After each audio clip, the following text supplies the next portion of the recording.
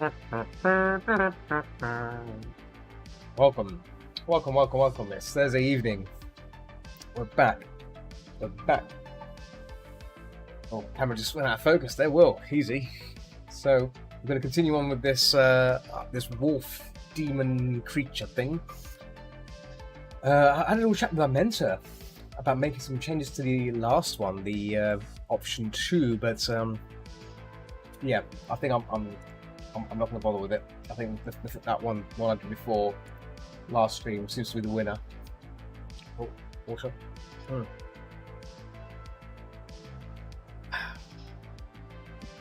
mean, as you can see, I changed the torso a bit. I think the torso was what may have been causing the problem there. But again, yeah, I don't think it works for me. I didn't feel it. I mean, I like the shape. I like the shape of the head, but I like the shape, the way it looks, but the silhouette is not there. The silhouette, I don't see it, and it was bugging me. It's bugging me a lot. So yeah, it's abandoned. I think this one's a draft. It's a no-go area. I mean, this could potentially work, but I don't know. Again, it's still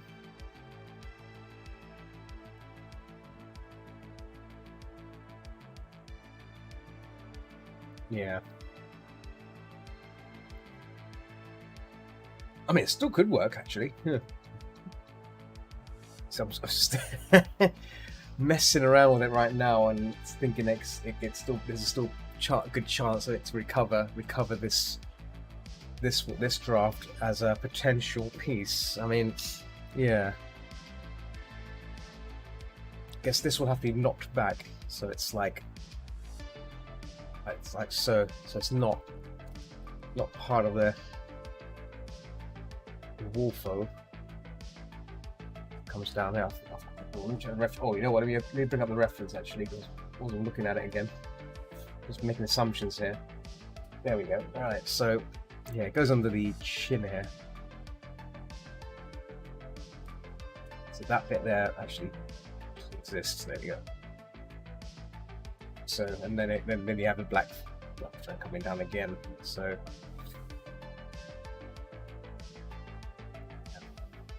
and there, something like that. It's like a V-shaped thing going on here. Yeah. So this could. I mean. I think the horns just get lost. I think the horns is where I'm not really too keen on. The horn doesn't really emphasize, much so. Yeah, see, the thing goes back there. The shagginess. I'll have a think about it. Maybe, but let's leave that as it is. I'm not going to touch it. Let's work on this one. This is where we were at yesterday. So. Yeah, let's continue on with this. Get the references in place. There we go.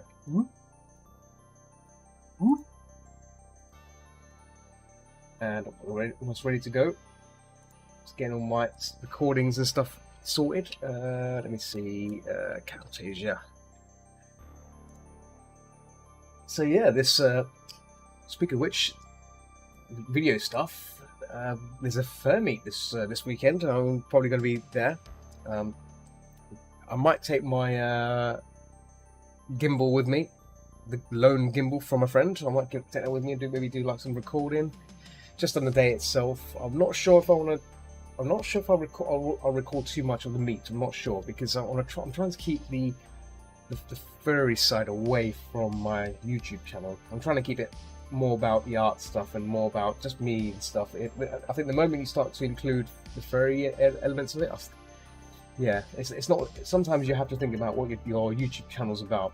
I mean, if you're into the fandom stuff, then good for you. It's perfect. But I think for me, yeah, it's not. I don't think the channel's more. I think it's me. I don't think it's me. I'm not sure. I mean, I might graze upon it. I might graze upon a few elements on it, but I'm not sure. Oh, let's start recording it. Cool. Okay, let's see. Get that recording up. 3, 2, 1. Lift off. Right, I'm just cool. It's working. Right, recording's working. Let's get some painting done. Yeah, this song playing right now kind of reminds me of Kickboxer.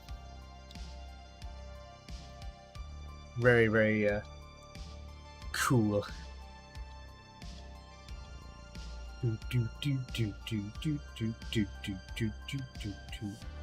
Right. Hold on. Oh, double clicking on this line layer on the switch to line. There we go, line. So what I'm gonna do now is start refining down this wolf and its features. The nose is fine. I'll probably just put the nose on there. Nose. Marking. So I'm just going to slowly start to. In fact, I don't think I'll need to redraw it. I might just push this back, push the opacity back, and really just focus on getting everything in place rather than, because I'm not going to be using the line work anyway, right? The line work's done its job. The line work has pretty much done everything I needed it to do. I think the mouth just needs some work on as well, because I didn't really focus on the mouth. I just kind of yeah. As you can see, the mouth is like needs a bit of TLC. So excuse me. Let's work on that mouth. Let's get the mouth in place.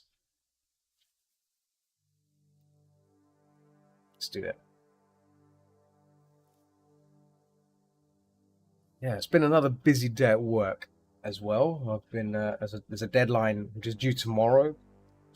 I did my part today. I finished a bit late today, but that's fine. You can charge overtime for that, so it's nothing. Nothing's ever lost from that. But yeah, just wanted to make sure it's all done. That's the important thing. Getting all the work side done. Less things to do basically for tomorrow, but saying that tomorrow will still be a busy day. But I'm looking forward to tomorrow because tomorrow is gaming night. Yeah, gaming night. More Half-Life. Well, the final. Hopefully tomorrow will be the day I complete Half-Life. Black Mesa. Sorry, not Half-Life. Black Mesa. Will be the end of it. So it's been a heck of a journey on that game. Heck of a journey of exploring old areas that I used to play from the classic Half-Life, and it's like, woo, wonderful, wonderful. May have to consider maybe doing a replay at some point, maybe next year or something. But yeah, for now, yeah, it's been good. Oh, where's that layer gone? Oh. There's another layer there for the jaw. Oh, where's that layer gone? Is it for the marking? Oh, it's for the marking. Huh. Ugh. Ugh. Oh, there we go. I'm not sure why it was up under there. It should be under the line layer. Let's just bring that back up. 25. So it's 25 as well. There we go. Yeah. So I think the next game I would like to play, possibly, obviously, aside from DRG, I might try and do 7 days. 7 days with Twitch integration.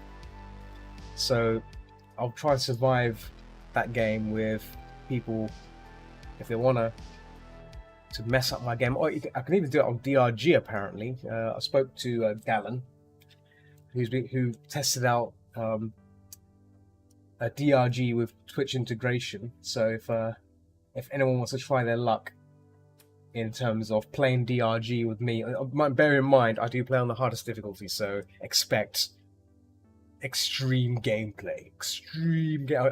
I should probably get a button for echoing. Extreme gameplay.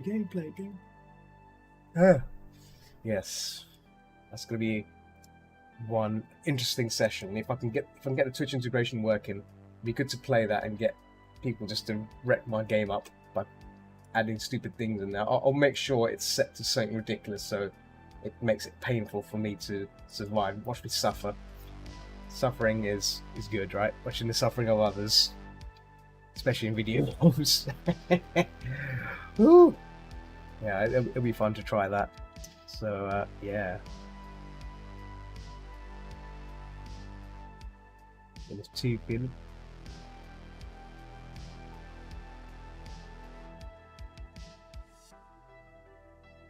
There we go. So we'll zoom in a bit more just to get the teeth there. Teeth are 1 tooth there, 1 tooth coming out from here. So this is where having a mirror kind of effect would be nice, but obviously doesn't have that. 2. Well, you know what? There's 4 teeth here, so I should probably get that right. 1, 2. So on there. 1, 2, third tooth, yeah, third tooth like there, which you can't really see, but on this side, oh, that's a horrible tooth.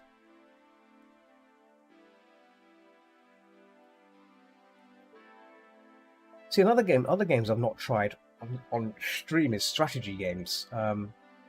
I'm not much of a strategy person. I tried Amarillo. I don't know if anyone's heard of Amarillo before. It's like a very interesting. I like the art style for that game. Very, very interesting looking game, but the rules are really, really excessive. I mean, the tutorial was enough for me. The tutorial.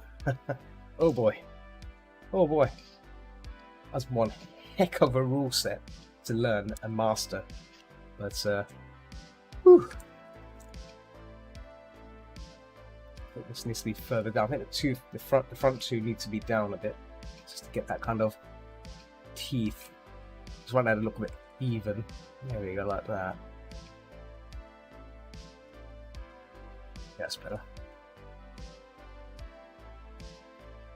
Another thing I've been trying to do, I was planning to do last night, and I kind of just zoned out, is to learn some Blender. I found some really interesting tutorial on making characters, and I've posted it on my server.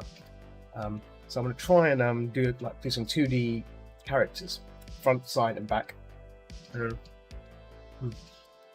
Coffee, and I'm going to try and create some characters through that. But I need to master it. I need to get behind it first before I do something crazy with it. But yeah, that's the plan anyway. That's the plan, to try and get that down there.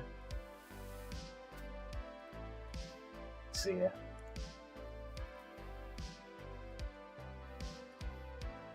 But yeah, all on a to-do list of many things I want to try and achieve with Blender, but just finding the time. I also need to resume on the comic, and I've worked on it I was meant to work on it this weekend. It didn't happen. I worked on it last weekend and made some small progress, but I need to pull my finger out and really start getting that done and getting it dusted. And my tooth is not right. Let's get that tooth right there. Yeah, I want to get the comic done. That'd be pretty cool to get that finished, the part finished anyway, part 4 anyway, and then I can really start looking. And then once I get the script from the co-writer's apartment, from his flatmate, then I can maybe look into continuing on the story, or maybe looking to hire someone who can assist in the writing of it, co-writing. That's the plan anyway. That's the initial plan of moving ahead with that project. So yeah, there's a lot of things on the plate. A lot of things to try. Another thing I wanted to try was DJing. I was actually looking at mixers and stuff and devices that mixer folk use. You know, those DJ equipment stuff. Yeah, I want to see. If I should I probably should invest in one of those devices and see what it's like. I was actually watching some video tutorials on using those devices. You know, how to make transitions and getting the beats right it's an art form as well. Again, it's one of the sort of things that requires practice. And where is that muscle? Where's that? Is that one? Yeah, yeah. It's all about practice and knowing, feeling that tune and everything. So it's yeah, interesting stuff. It's quite a lot of there's quite a lot of good tutorials on YouTube on how to do things like that. So again, I might have to look into that. Not concrete yet, not concrete about the idea of it, but like I'm keen to give it something a try, maybe.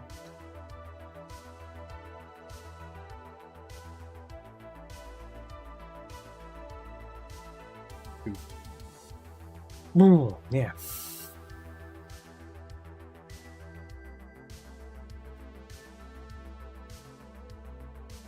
Let's erase that and erase the other section here.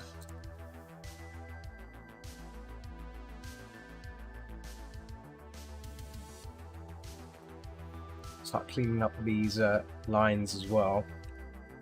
I'm actually sweating right now. You can't really see it. I've got the fan blowing in outdoor air, and it's still warm in this room. In fact, the temperature right now is, let's see, temperature is, drum roll, oh no, it can't be 22 degrees. So you know what, I did mention about getting a thermometer in my room set up. I should probably get one done, get that sorted. That'd be pretty cool to see how warm it really is in this room of mine, how bad it is.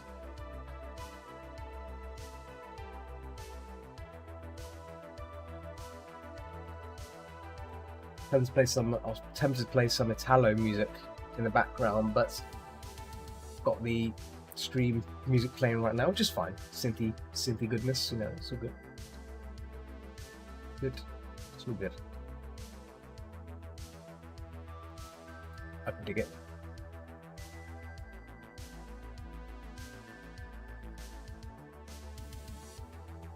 Who's pinging me on?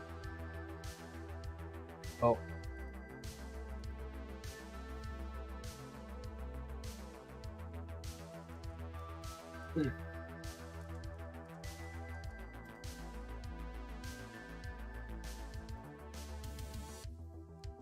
So I was helping someone, or someone was asking if I knew how to do Discord bots. Discord bots. They want to set up a bot which welcomes the user, but also the user can also assign themselves a role, and which is a common thing nowadays with Discord. If you want to have a system where the user joins the server and they want to assign themselves a certain role, then it doesn't require much intervention from you, the server owner. So it's a great way to automate tasks and let the user decide those things. A lot of servers tend to do that. Otherwise, you can do it manually, but it's not the same. It's not the same to do things manually, right? No one wants to do that.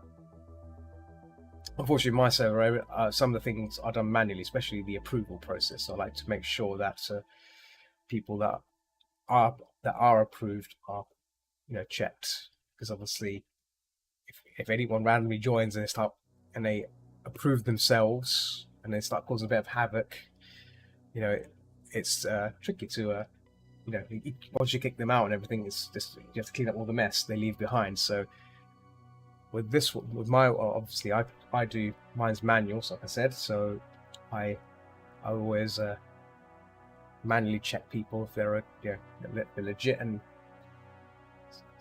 that's my way of doing it. It's a bit of a self-check.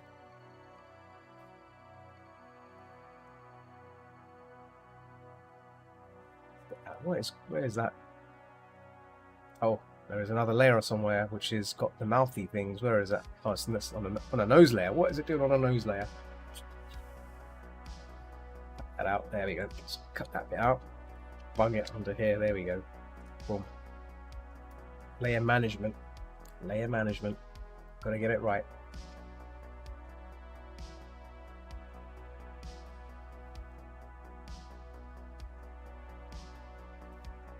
Add a bit of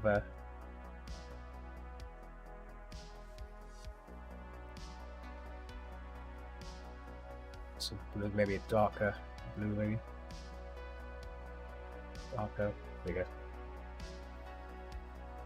Fierce now. Looks a bit evil. This wolf thing looks a bit evil. A bit too evil for my liking.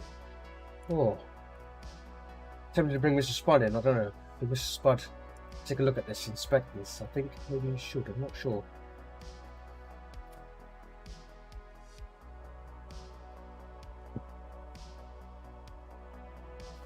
Hang on. There we go.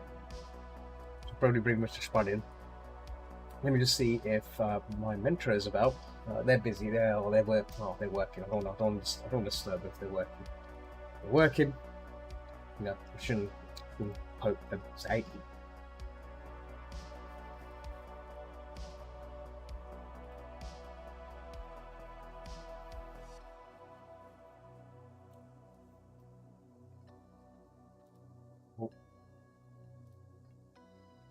Closing a few windows open. I realised I've got a few windows open, and Discord. I just clicked on Discord update by accident. I was like, "What's this button do?" Oh, let's wait until the Discord thing disappears. Thank you, Discord. There we go. Whew.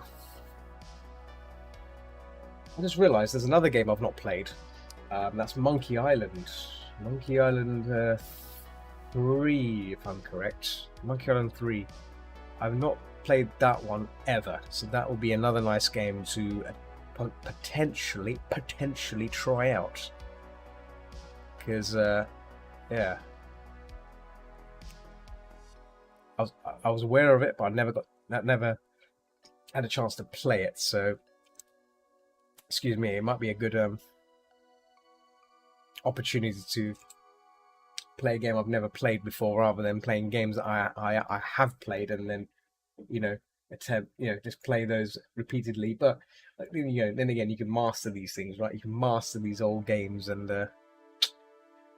it's all gets good. I'm gonna try something here. I'm gonna move this teeth down. I might move this teeth down a bit more. Just the gums are alright, but maybe the jaw might bringing the jaw up a bit. Tempted. I might just bring the jaw up so it's like a gritty teeth, then the mouth's open. Well, actually, the mouth open might be nice. Let me just check the wolf. There we go. Yeah, so it's like little nooks under the mouth. So let me just. There we go. Yeah, so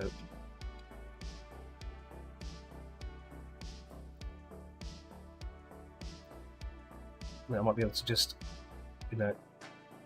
on there.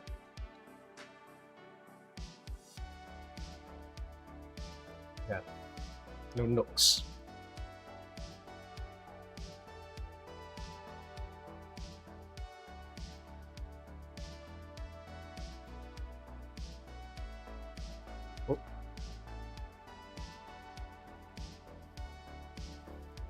I'll come back to that.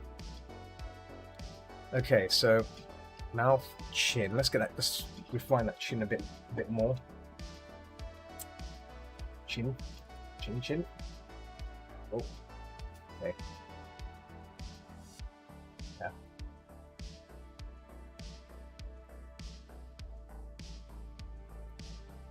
So wolf chin. It wouldn't be that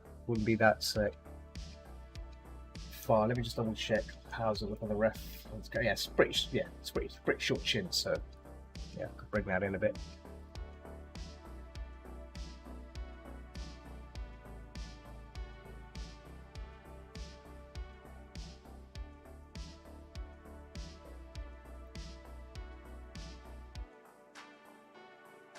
Excuse me.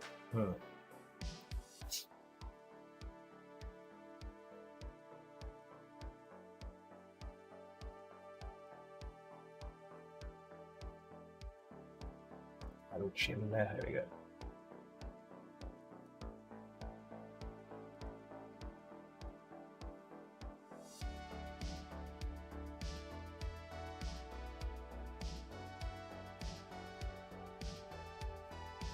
Let's look at this reference closely. Yeah.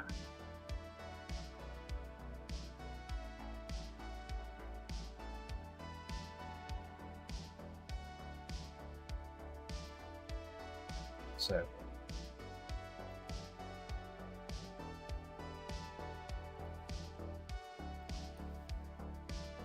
I want to try and bump some more contrast in some areas as well. So bits of like shadow and stuff, just to really bring in some of these little areas, little bumps.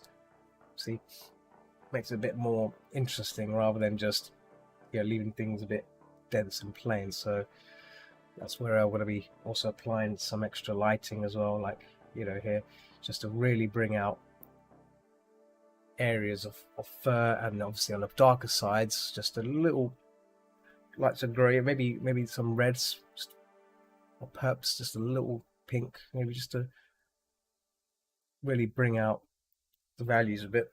Excuse me, make it pop a bit.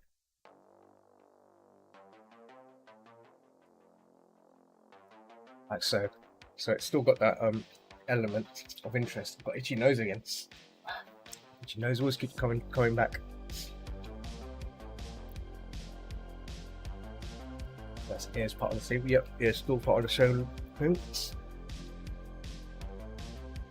Actually, the horns also need a bit of work as well, but you know what? Let's get the ear done first. Let's get the ear done, and then I'll jump on the horns after. I think the draft for this is pretty much done. I have to say, oh, if you know again, I have to say the draft is satisfactory. I'm gonna run down on this. I do like the song. I'm overbearing my voice. I like hearing myself.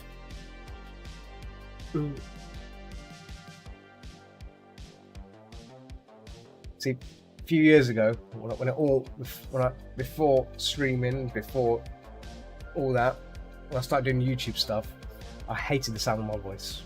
I hated it. I hated listening to myself. Like the moment when you first hear yourself if you have a little voice recorder or something, you talk on it, and you play back and listen to your own voice, you hate it. You go, oh my god, I sound like complete prat. Now I'm just used to it. Now you eventually get used to listening to yourself and all that, but it's that turning point of like listening to yourself for the first time. You need to get over it. And I still remember the first time I heard myself talking. I'm like, oh good lord, this is gonna be painful. Like doing a YouTube video, first ever YouTube art video, because all my first set of videos were never narrated. I didn't say anything. It was just silence, some text, some audio player, and that was it. It wasn't anyone talking, and it doesn't need anyone talking, right? It don't need anyone talking on those videos. But as time's gone on, it's now a norm now to have someone talking. At least it just gives your videos a bit more a natural presence, a natural sense of hey, welcome to my video, and it makes people a bit more in tune to listen and watch. It's a very nice thing to have.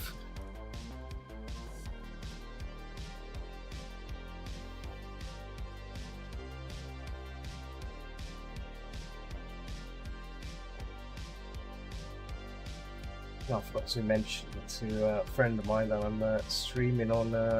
How do I advertise? Yeah, how do I advertise YouTube? And of course, there's a link. Oh, yeah. Yep. Oh, I've got. Oh, hang on, I was posting Twitter. I didn't post on Twitter. There you go. Done. and on FA. I forgot I haven't even posted on FA. Oh Lord, here we go. There we go. Oh my God, I nearly forgot. That would have been terrible. Been terrible. Very sad. It'd be very sad. Sad day. Happened yesterday. I forgot to post that. I forgot to upload. Like, all I had to do was press the upload button, and I didn't. I didn't press the upload button, and that was it. So I was streaming for the entire session with like, you know, no coverage of anything. And then like people ask me, it's like, oh yeah, I didn't see a notification. I'm like, oh well, you know, I do apologize, but yeah, I can't keep up. Can't be everywhere posting these things. There you go. Just gonna ping here as well. Oh. Oh wow! On Telegram, it's still posting this the old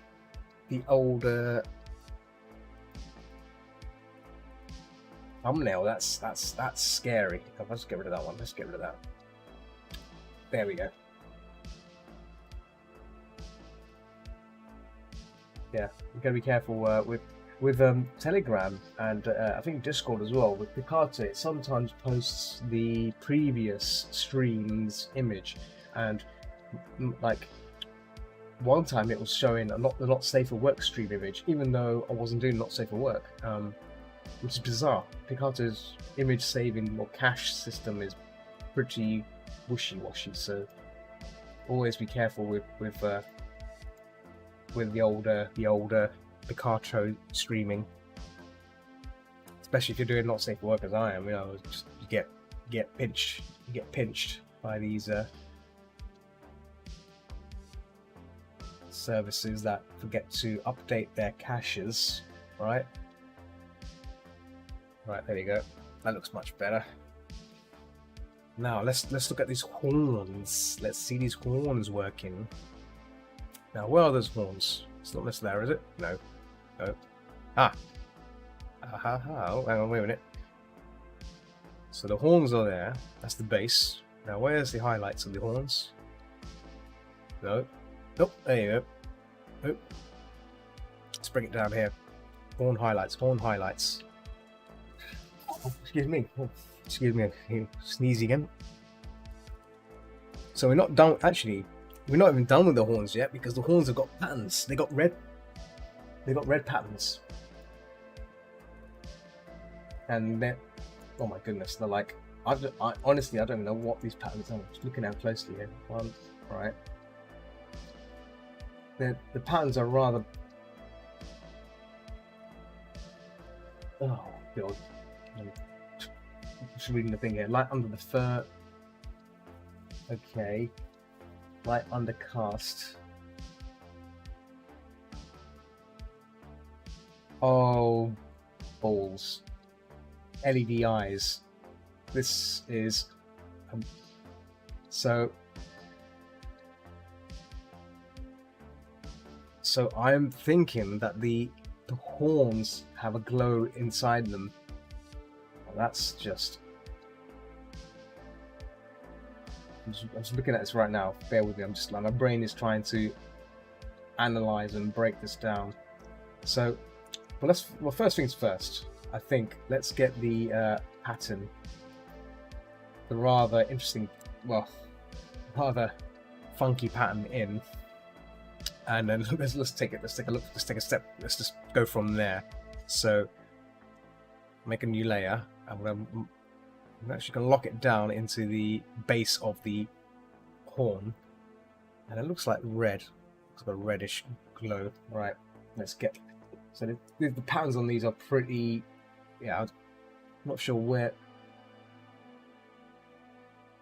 to begin with this, but we'll take it from there. Or, you know what? This will go under the. There we go.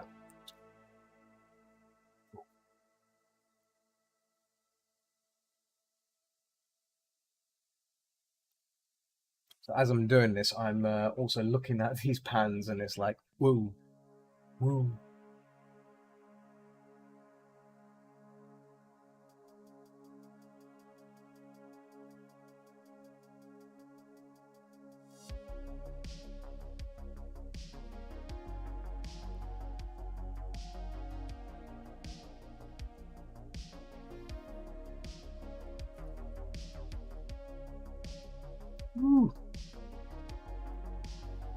patterns. There's patterns everywhere. And the same thing on this side, kind of. Well, hang on. The one on the right looks different to the other one. What's going on here? Well, I'm just gonna copy exactly what this reference is using, and then it'll kind of it kind of makes sense. I don't know what was going on here. I thought the patterns would be kind of symmetry, have some sort of asymmetry going on here, but they don't. I think that blocked by the ear. I think is that blocked by the ear? What is that blocked by? What is blocking that? What's this? What is this? Ah, it's in the base. Ah, okay. Yeah. Actually.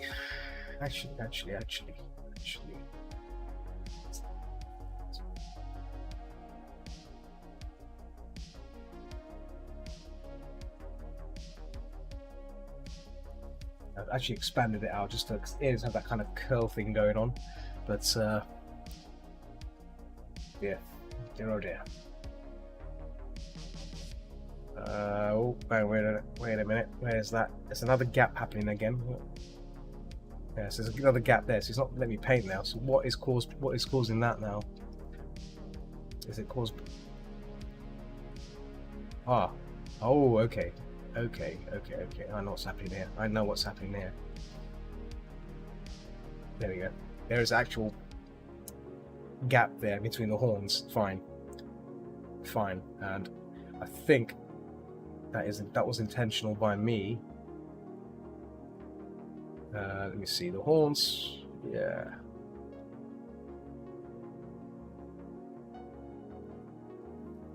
I mean, is it a small gap nonetheless? But yeah, tiny little gap. So I'm painting this on a masked layer, so it means I can change it afterwards. That's the plan anyway, to make it different. I might need to add a slight orange tint to this red, so it'll be a perfect time to really do that dynamically with good old Photoshop, just to say, hey, look, I'm using this. I've got this red, but I want to make it slightly orange, and you can just do it just like that with a few sliding around options, and job done.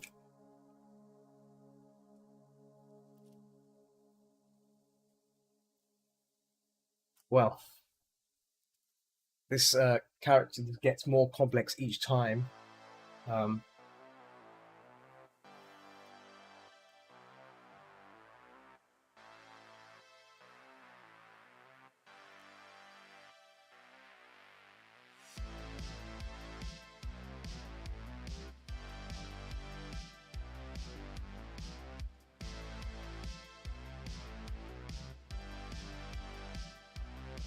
think on this top part shouldn't be too bad, because I can then just simply, because it's going to be not foreshortening, but like some sort of angle thing happening there, because you can't see upper part as it comes across it, so it's going to go down, vanish out of the way, and then come over, like so, and then down like that. Yeah.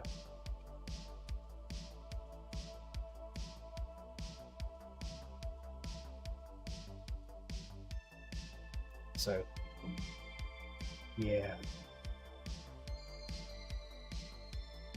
Got some nice cool air from the window, which is nice for a change. The fan is actually doing its job.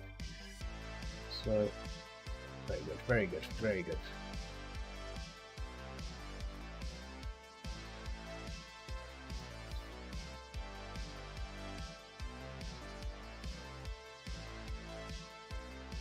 Oh, where's the... accidentally turned off the shading layer. I thought for a moment I deleted it. That would have been a catastrophe.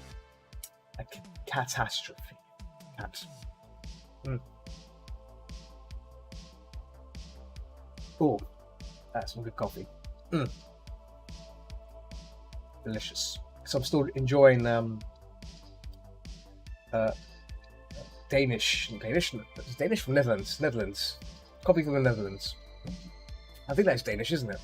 Correct me if I'm wrong, but yeah, it's very nice, very tasty. Oh, then on it. Yeah, tasty coffee. Not too strong, but delicious. Delicious. I was actually tempted to try some strong coffee and see what would happen.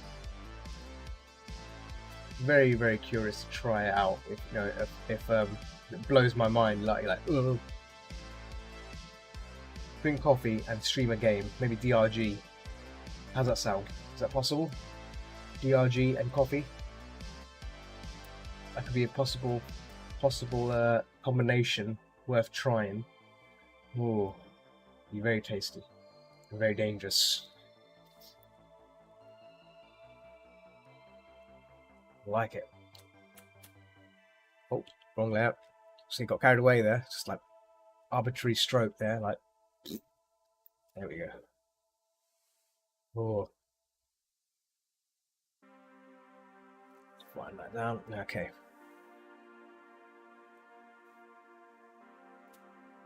Thames has put some tallow on my side just to have something playing in the background, some nicer tallow, because I keep listening to the same synth wavy track again and again and again, and obviously if you're like me, you know, you might get sick of listening to the same bleeding song. I need to start finding some new tracks for streaming, maybe some long play of some sort. That'd be pretty cool. Right, so the next part of the horn in.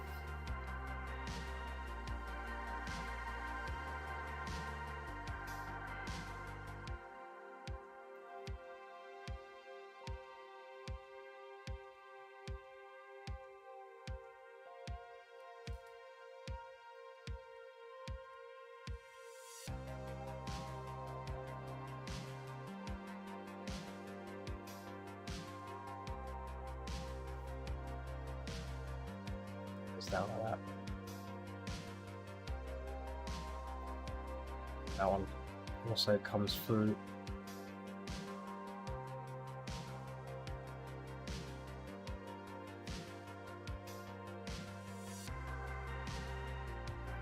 Yep.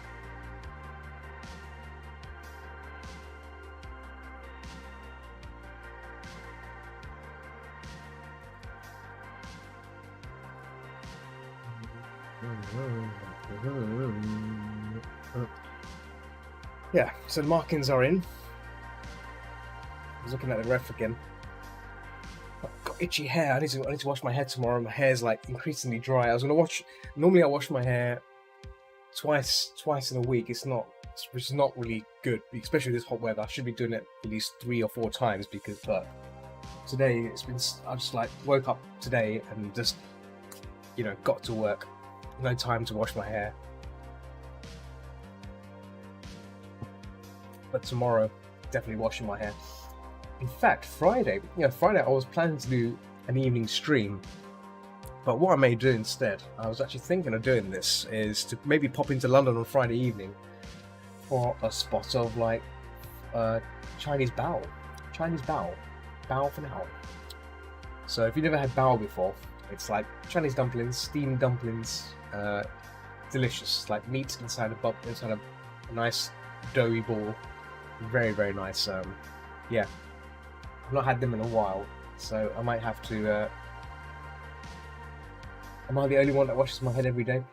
You maybe just you. Yeah. I mean, I used to do it 4 times a week before, but then I've kind of slowed down a bit. I don't know why.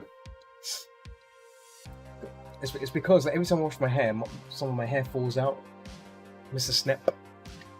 I was concerned that water was causing me to lose my hair. You know, obviously, I would apply hair moisturizer and stuff like that. So, you know, I like to keep my hair. You know what I mean? I don't want to lose my hair. Yeah, what's the concerns of everyone who has drunk water has died. Yeah, I've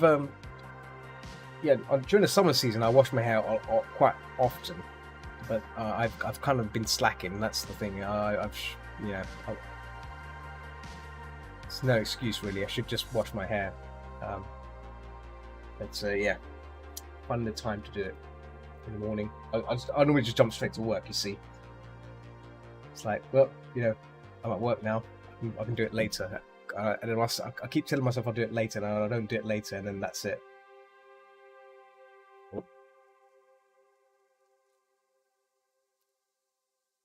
Yeah, that's stuff right there. Yeah, that's better.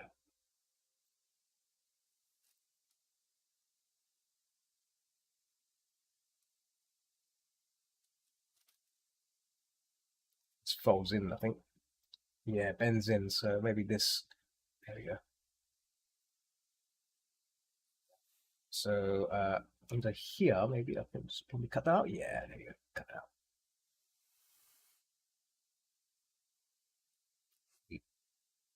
Oh, what's going on here? Hang on.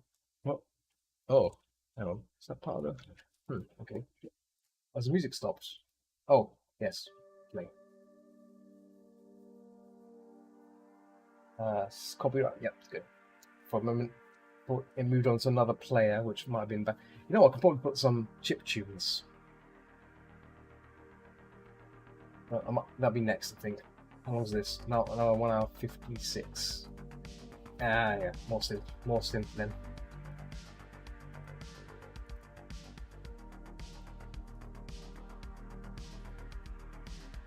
There we go. The most important thing, aside from washing your hair, is drinking plenty of water. I hope everyone's been drinking water, plenty of water. This is like my 4th bottle now, 4th or 5th bottle. I lost count. Since I just drink a lot of water now, and it's good. Water's good, right? You should always hydrate. In these crazy times, you want to stay. Oh, hang on, what's going on there? Yeah, you want to stay as much hydrated as possible.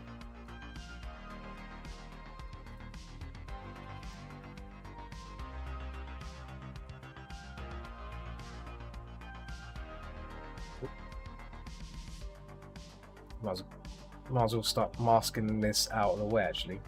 Don't need it anymore. So the horns are kind of in place now, so on a separate layer as well. So yeah, there you go. So I don't need this extra background grey thing. Yeah. Spudbop doing its job. Very nice. Yeah.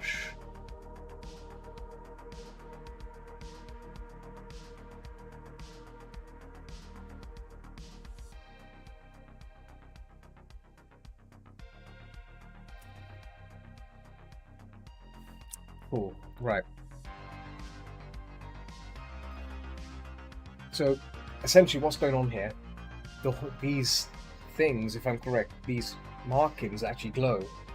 So that's another interesting element. I mean, I'm not going to make them burningly glowy.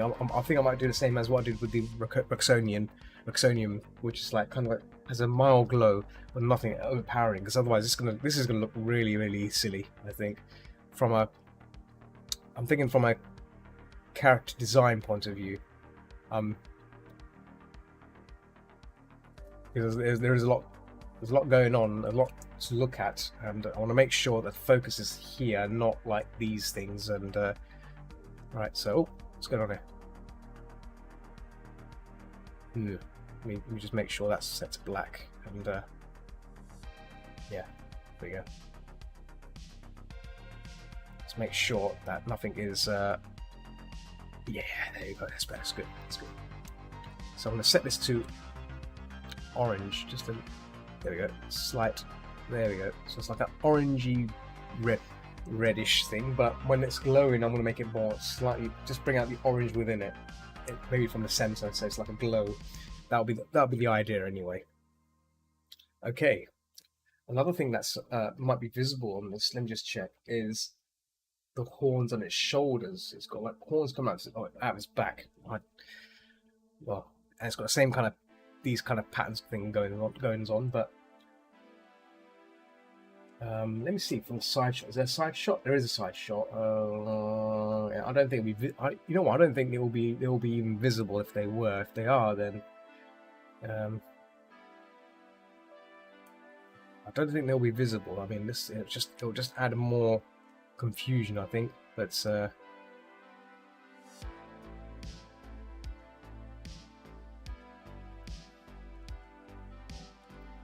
them up a bit. I can't even see him. There we go. I can't even see where the pawn mounts. There we go. Yeah, like maybe these will be.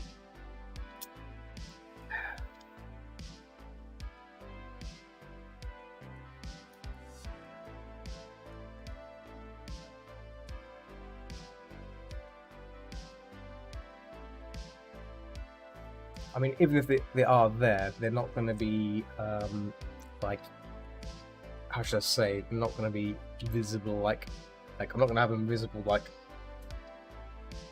on screen. They'll be, like, pushed way back, out of focus, mega out of focus, because, excuse me, because there's no point of these things even being there. But, I will, honor the reference, honor the character's reference and match it. So yeah, maybe just darken that up there. Darken there.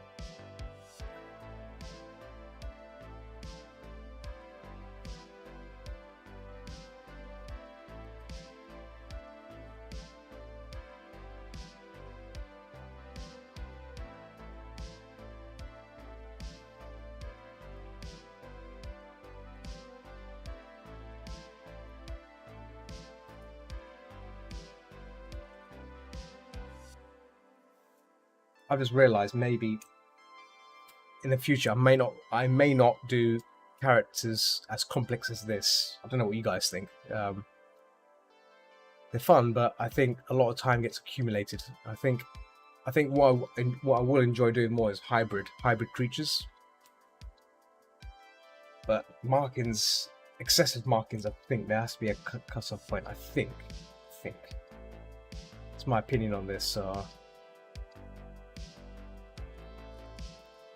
Even though you know, I enjoy these sort of things, but there has to be a point where you gotta say, like, hey, you know, oi, no. But this person that's commissioned me, I've done quite a few badges with them, and so far they've been fantastic. You know, I did a smart a Sabretooth character, which is pretty good. I enjoyed making that one. That was pretty fun. So this guy always makes new characters. I made a skunk for him as well, a skunk character. That was pretty cool as well. Yeah, I forgot about that. Yeah.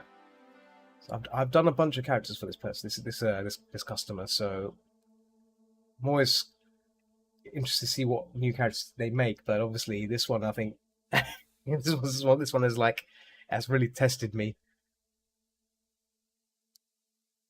Need to, like, make me think a bit more. Maybe, but to be honest, that's what I've been talking about yesterday. You know, try to.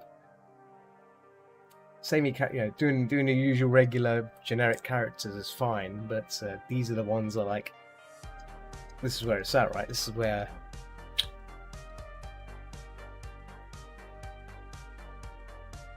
let's see if I can try and bring in some. I don't know if these glow. Hang on, does the eyes glow? No, it doesn't see the eyes glow. Hang on, wait a minute. LED eyes. They're LED eyes. Oh dear. Okay, hang on. LED lights, yellow. Oh boy, this is going to be rather. I don't know if I should follow that. I'm thinking maybe taking the artistic direction here. I'm not making the eyes glow like that because it will just look dopey, right? What do you guys think? LED eyes. That's what?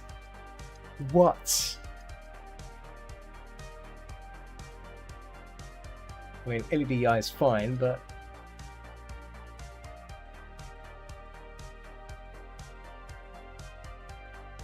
we make it awesome by not making it LED'd. We make it awesome by adding the Spud's touch. Yeah. Am I right? Am I right?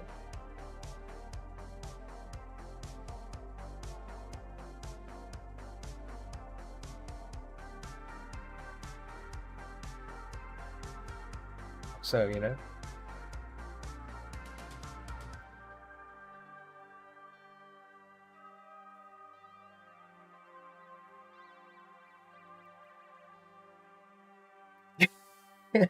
Glow filter, exactly, Snap. Glow filter, just glow the hell out of it. Or I could use an overlay, and then just add a glow overlay, and then wash it with an airbrush in certain areas. That'll make things glowy as hell, right? I'll just burn everything in, you know, burn out everything. I'm looking at cat eyes, yellow cat eyes, yellow cat eyes. That green, yeah, and some green in there would make it pretty cool as well. Oh, green. Yeah, a bit of green just to. There we go. Yeah, I like to add a bit of, you know, a bit more depth to these things. Otherwise, it just looks a bit bland. I don't want to play it safe either by just doing what they want. Sometimes it's good to add your own finesse, right? Your own, like, twist. Like, this is what I'm doing. Don't like it? Well, if you don't like it, we can change it. But I like to think that if I can impress someone with something better than what their reference has given them, then you've already halfway there in succeeding in making something really special, right? So that's what it's about. Impressing the peeps with your own vision of their character. That's the way forward. Pro tip there.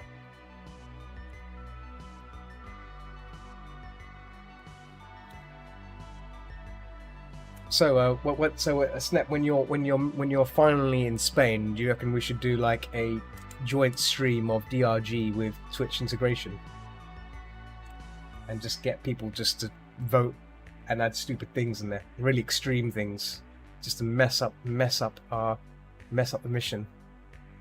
Really, just make it incredibly intense, and chaotic. Exploding plants. October. I said October. Okay, so it's still far. Okay, I thought it was happening sooner, a bit earlier than that. Okay, yeah, all right. Cool. Is it October the 3rd? Early October or mid October or late October? Or is it still uncertain?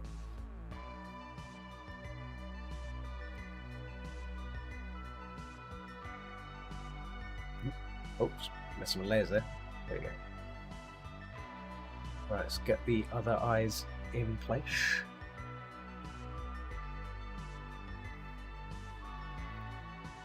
Oh. Need to find that settlement. Oh, you gotta still gotta do that. Yep, still gotta do that.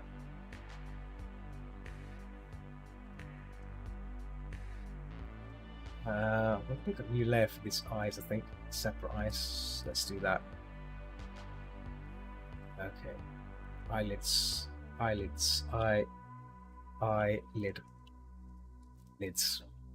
Lids. Whoa. Oh. Look at that. Just a black stroke just appeared out of nowhere there, just to give me a little surprise there. Yeah.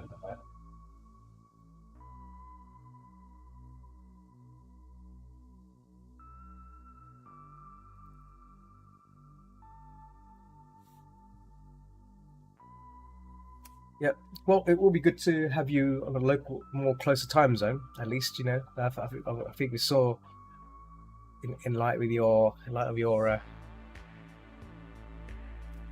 video of you moving back here, your little vloggy video. Yeah. Because I can make trips to Spain now. Cheeky trips to Spain.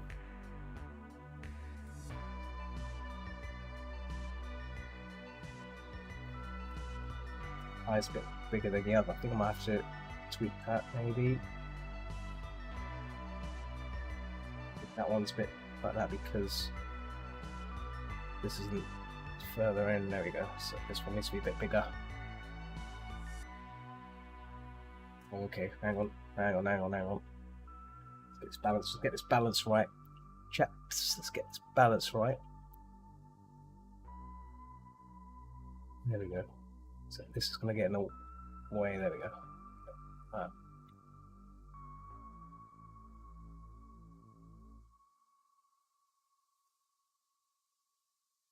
So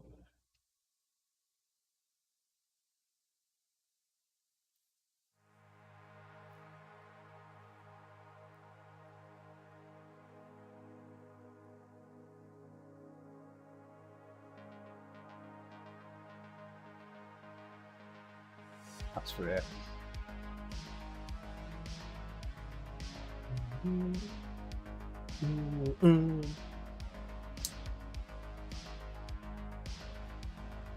Yeah, I do miss Spain, especially for the food. A lot of food. You know what? I forgot to mention that I've been running. I've been doing a lot of running, by the way. So I can now do 20-minute runs now, 20-minute non-stop runs. My belly is actually, I've seen a change in my belly a bit. It's getting thinner. I think I'm getting back into shape, feeling good. I'm feeling good about it. I need to stop eating crazy stuff now, but still, I mean, I can still eat crazy stuff. Just gotta be a bit more respectable in the how much I consume. But it's getting good now. Getting good. Less of a potato. Lean potato.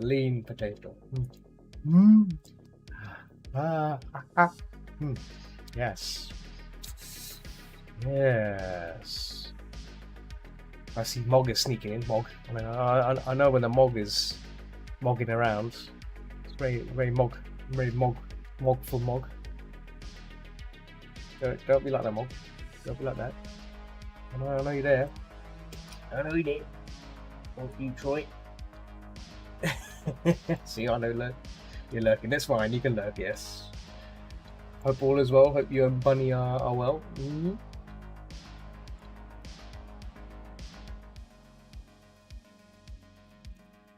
Oh, it's eyes, angled eyes.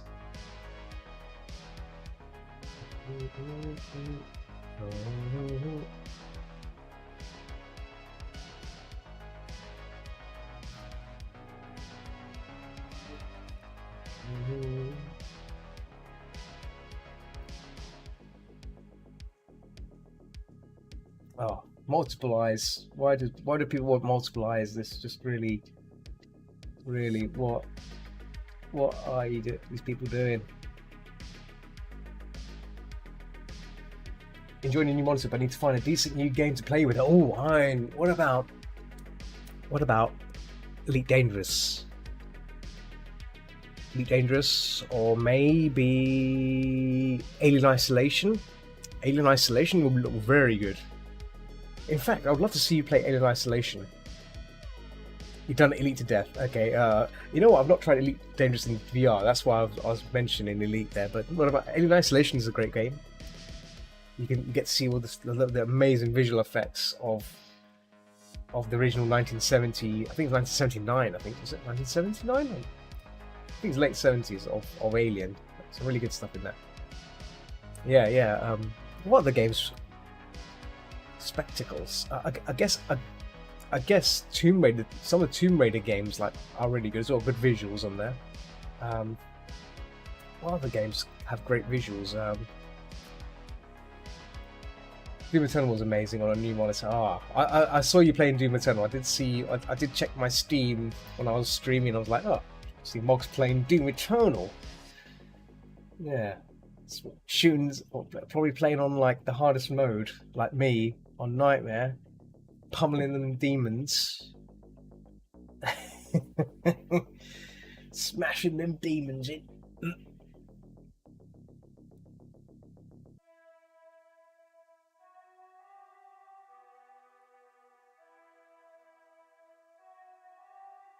And then Last Eye here.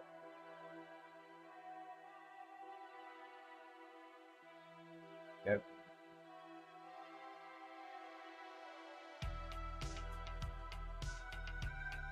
Looking these eyes up here. Ish. That was really popped. A bit of a dark Christmas slice. Yeah. See, if you wanna see a bit more gritty look, then I guess Doom, the first Doom, is probably better. Have you tried? I assume you have the first Doom. The Doom Eternal, yeah, is a bit too colourful. It's way too colourful. It's got fluorescent lights and colours all over the place. The first Doom was a bit more ready, a bit more red, a bit more gritty. What else did you play? What else? I think I'm just thinking. What is a good game? An LSD trip, yeah, into hell. Yep, pretty much. That's what it is. LSD, drugs, drug yourself. You know what? I'm checking my library list here. What games could work potentially as an eye candy kind of game? Let's see. I'm looking for a list. I suppose you could play Prey again. Prey. Oh, Deus Ex. Deus Ex, Human Revolution. That's a good game. Mankind Divided is also decent. I'm not actually completed Mankind Divided. I know Gallon's gonna be a bit. Gallon's completed it so many times now. I'm still haven't completed it yet. Resident Evil 2 might be good to play again. That's good. That'll look good on your screen. Resident Evil 2. What else?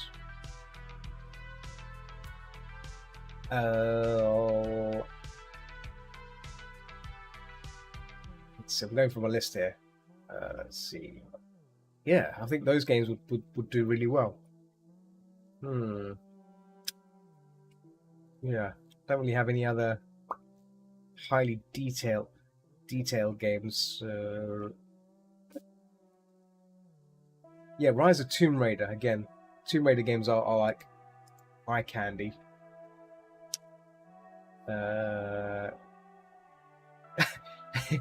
Serious Sam 2 might be fun to play. I don't know if you ever played Serious Sam. Those games are hilariously silly.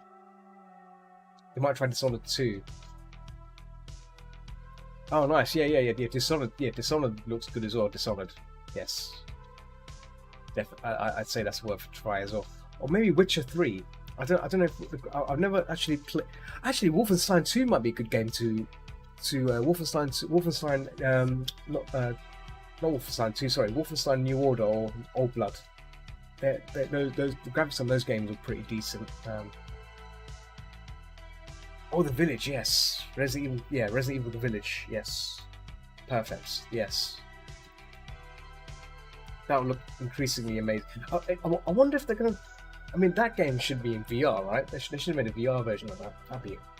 Oh, Phasmophobia. Phasmophobia on your new screen. You really need to. I'll have to say it again, Mog. You need to get a VR headset. Just get a Quest 2 and just give it a try. It'll be fantastic. It'll be fantastic in VR. It's a game changer. Trust me. The moment you jump into VR for Phasmo, you'll be like, oh my god, oh my god, ooh, ooh.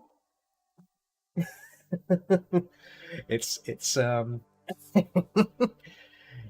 when I first tried it and when I entered like Phasmo in VR for the first time, I was like, oh my god, this is like, it's so different. It looks so different to how you normally see it in desktop. it just blows your mind, and you're like, oh no, the worst is yet to come. But it's great. But it feels normal. That's what's so good about it. Black inks and OLED are so inky. It's terrifying. Oh my! What kind of monitor did you get? Is that IPS monitor? I was actually thinking of getting it myself at some point when my Samsung one eventually dies out. It's still running right now, but I was actually thinking of like maybe getting like a proper color accurate. I mean that's QD OLED. Okay, because like the one I got in front of me right now, it's a Dell one, a Dell IPS monitor, and the color's pretty good.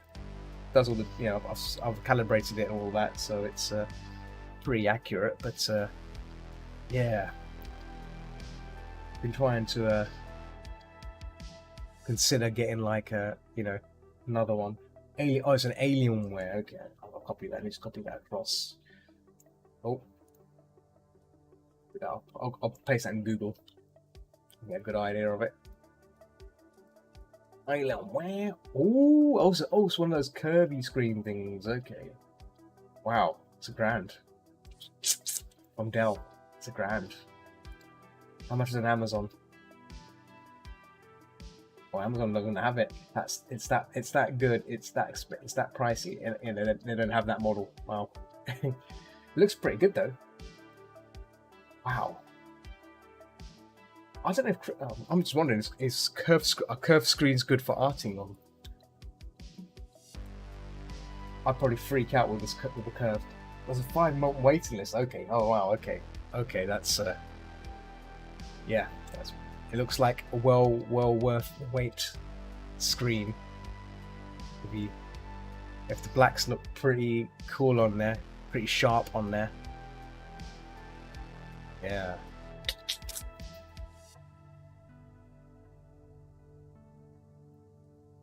You don't know the curve? Okay. Yeah, I was.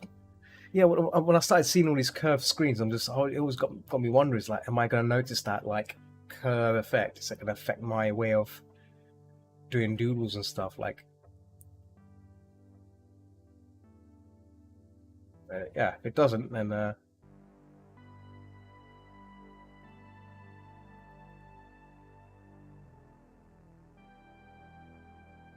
it's curved. Now there we go.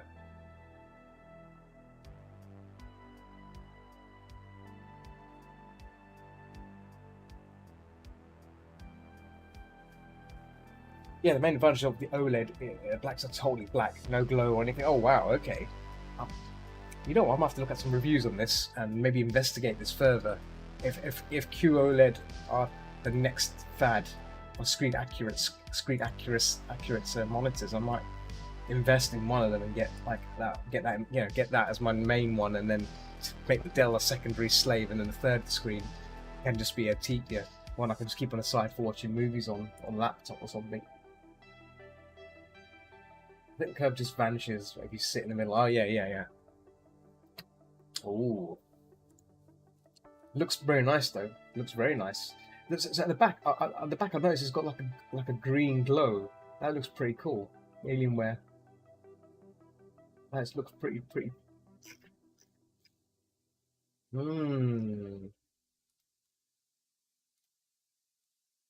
Pretty nice. Nice design. And it's got 2 USB ports, a headphone jack. More ports at the back as well. Whoa. Okay. Yeah, this is best gaming monitor you can buy. That's what someone left a review on. So they're not. Yeah. Yeah. Oh, yeah. Exactly. Yeah, that's what I was thinking. If it's a gaming monitor, then I don't think color. I mean, it probably just focuses on making sure things look vibrant and accurate. But I think, yeah, I think I should probably keep an eye out on photographer-based ones which are suit for photographers. Yeah. So the Samsung one, this one here, that on top of the camera with the webcams on. That's a game. That's kind of not a gaming thing, but it doesn't.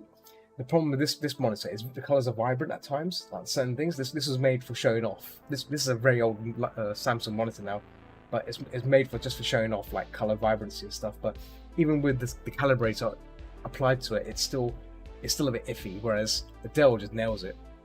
This Dell monitor IPS.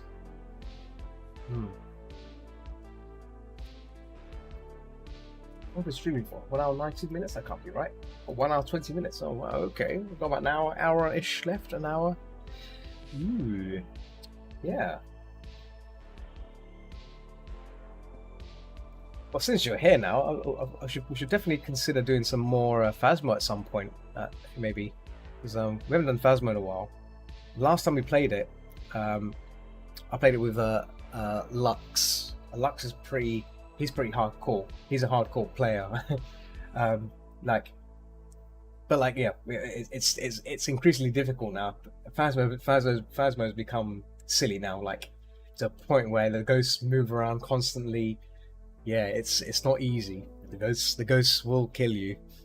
But it's great. That makes it even better. And they've changed they've changed the van a bit. I don't know when you last played it with us. The van layout's changed. Definitely down for it if you all have next 2 weeks off. Ooh, okay, yeah. We'll keep that. I'll keep that in mind for sure. I don't mind playing on Sunday because obviously Sunday's the VR night thing. But I'm sure I can get a few people who want to play Phasmo to join in. Probably 9 PM onwards, 9 onwards. That'd be pretty cool. Yeah. Got these eyes again. These eyes are like making me work. It's making me work. There we go.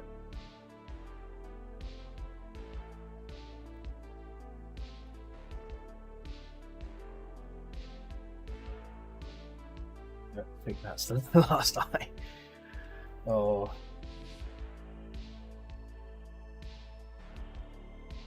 Kind of making these eyes further up there.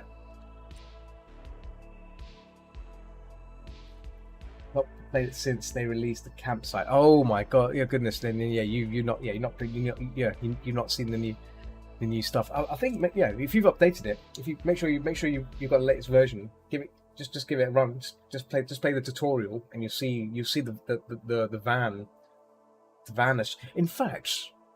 Oh damn! I think by the time I finish streaming, you're probably gonna be sleeping now. It'd be good to see you watch you stream the tutorial. Maybe do one mission on your own and see how long you last as a solo amateur. Do it on solo amateur, just to test yourself. Playing playing Phasmophobia solo is very terrifying.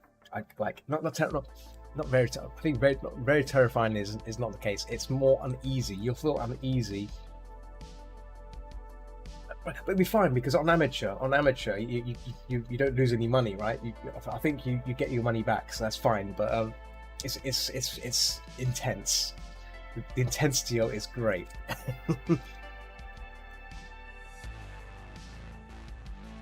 But yeah, I recommend it. I recommend giving it a try. It's actually pretty hilarious. I did quite a while back. I did like a solo stream of playing on Nightmare. I don't think I will do it again. I mean, I wouldn't mind trying again, but it's the ghosts are more elusive now. They will not reveal themselves as quick, and they move around, and yeah, by then you'll be your sanity level's already gone, and they'll be picking you off. It's just but it's great. It's great.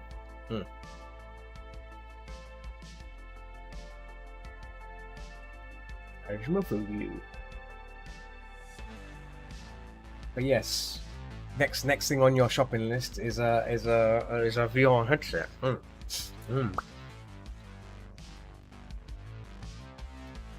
It did, yes. That's the thing. I welcome the new additions because when a game becomes too easy and predictable, it gets boring, right? Now it's the ghosts are unpredictable. They at one point the ghosts will haunt an area, but then then the temperature drops in that area for a while, and then it moves again, and it moves several times. It will never be in one spot. So you'll be constantly thinking, where is it? Where's it gone now? Like, its behavior is so erratic. It's great, and that's on professional. On Nightmare, apparently it's I've not even tried Nightmare yet, so Nightmare's going to be just as brutal.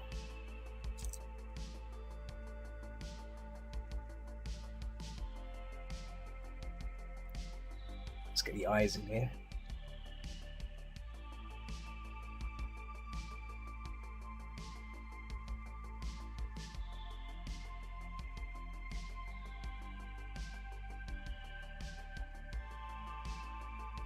Little eyes, little eyesy eyes.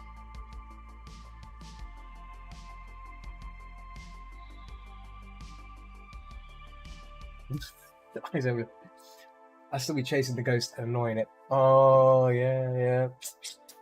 Have you seen some of the newer ghost hunting games? There's quite a few popping up on Steam now. They're like, I don't know if they're actually clones of I think they're pretty much clones of Phasmo, but it's just there's so many of them now. But I think some of the newer ones have like means of actually hunting the ghost. So you're not just analyzing it. You're actually, like, when you find out what the ghost is, you can use like a Ghostbusters kind of thing, and then capture it, and then bring it in. That'd be pretty cool. I like the idea of that. Hunt the ghost down, zap it, and then bring it in. Job done.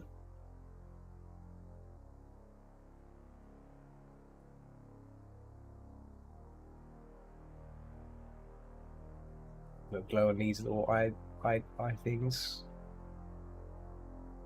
Yeah, they do quite spooky. I think a horror game loses something when you can fight. But yes.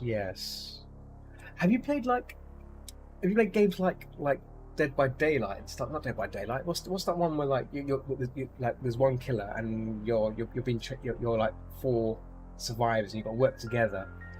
It's like a player versus player kind of thing. I think it's Dead by Daylight. I think. Alien Isolation lost most of its impact when I had the flame. So wait a minute. Hang on. If you're bringing Alien Isolation into this conversation, you not played it in Nightmare yet, have you? You should play it on Nightmare.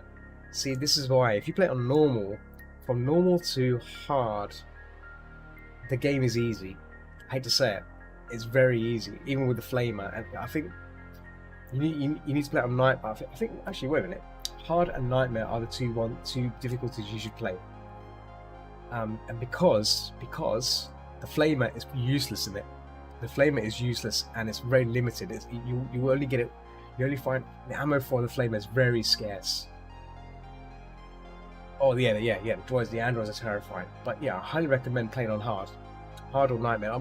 I'm planning to replay Alien Isolation again near maybe Halloween time. Maybe build up towards it, because I want to do that, and maybe Dead Space. Dead Space was a great game as well. But what was it? Yeah. So on hard mode and on Nightmare, the alien understands the reason why you're using the flamethrower on them. So the first encounter, if you use a flamethrower, it will run away. Fine. Second time it will do it, it will try to attack you, regardless of using the flame. It will attack you, and you lose a bit of health. The third time you do it, it will not. There's a good chance it will just get you. It doesn't care about the flamethrower stuff. It will just get you. It might buy you a bit of time, but it won't save you, basically. So the thing about that, that's based on System Shock. System Shock. Ooh. Yeah, I was thinking about playing System Shock again. In fact, there's a mod. Someone made a total conversion mod of System Shock, which is like a continuation from where System Shock left off from. System Shock 2, sorry. So I may consider doing that. So you got me thinking about these other games which I've not played in a long while. I'm still waiting on the remake of System Shock 1. Yeah, the Alpha, yeah. What's happened to that? That game was meant to launch last year. That game was meant to launch last year summer, right? April time or something, and it didn't happen. Let me check. Hang on, wait a minute. Let's just check. Where is this game? Where is this game at? Where is this game at? Where is this game at? Where at? Where at? Hang on. System Shock. Where are you game at? Alright, System Shock remake. It's on my wish list still. It's gonna stay on my wish list forever. Yeah, what? There's still no news on it. The alpha. I mean, I can probably play the alpha again because they've made some updates to it. There were some terrible bugs in it, like the grenade radius was ridiculous. It went through the wall with the grenade. When you throw a grenade, the blast will get you through the wall and you die instantly. I think they fixed that, but where's this game coming out? Hang on, release date. Oh my goodness, January 2023 now it says. Are you kidding me? They can't. I don't think that's an official announcement. I'm not sure. That's just some. Yeah, when's this game coming out? I want this. Oh, yeah. That January 2023. That's on Steam. Steam DB. Hang on, where did I see that? Sorry, hang on. I was in a forum post. Hang on. Steam DB, which I don't know what that is. But you know, they haven't made an official announcement regarding the launch. All they've done, the last update was in September 2021. This is not good. It's not good. I mean, it looks fantastic. The gameplay was fantastic as well. I could definitely see this game being a VR game. I think they were considering to make it VR. I think. Let me check. No, it's not VR. Okay, fine. It's not VR. Not listed as VR. So, but yeah, it was great. The lighting, the mood. Oof. I can definitely see that myself playing that on maximum difficulty as I did on the demo. I might play some Summer again or the mod for. You know what? Ooh, you know what? You should play some Amnesia, the first one. Amnesia Dark Descent. That game is very good. Very atmospheric. Perfect game to play. Don't play the sequel. The sequel's rubbish. The third one's meh. I think you saw me play the third one. I breezed through the second and the third one because there's nothing much going on. But the first one still holds the terror of the darkness, you know, what's chasing you. Yeah, or maybe Penumbra. Penumbra was really good as well. If you go back and play Penumbra, yeah, the third one was boring with the baby. I think you saw me complete it. The baby I have to keep checking the baby. Keep checking your belly. Are you hungry? Are you hungry? Yes. Check your belly. Holy cow! This is just a draft. Pewter. All right.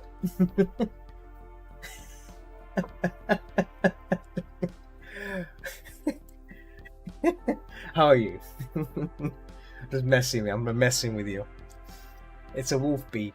It's a wolf something. I was rambling on about the complexity of this character, of this draft. This draft is getting a bit complicated each time I add stuff, and it's just getting a bit too much, but it's getting there. You're fine? Good to know. Good to know you're fine. Good to know you're fine. Glad to know.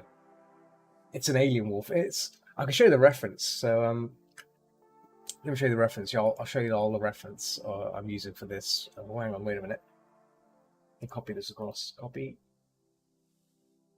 Copy. Let me just use a copy new clipboard. Clipboard. There we go. There you go.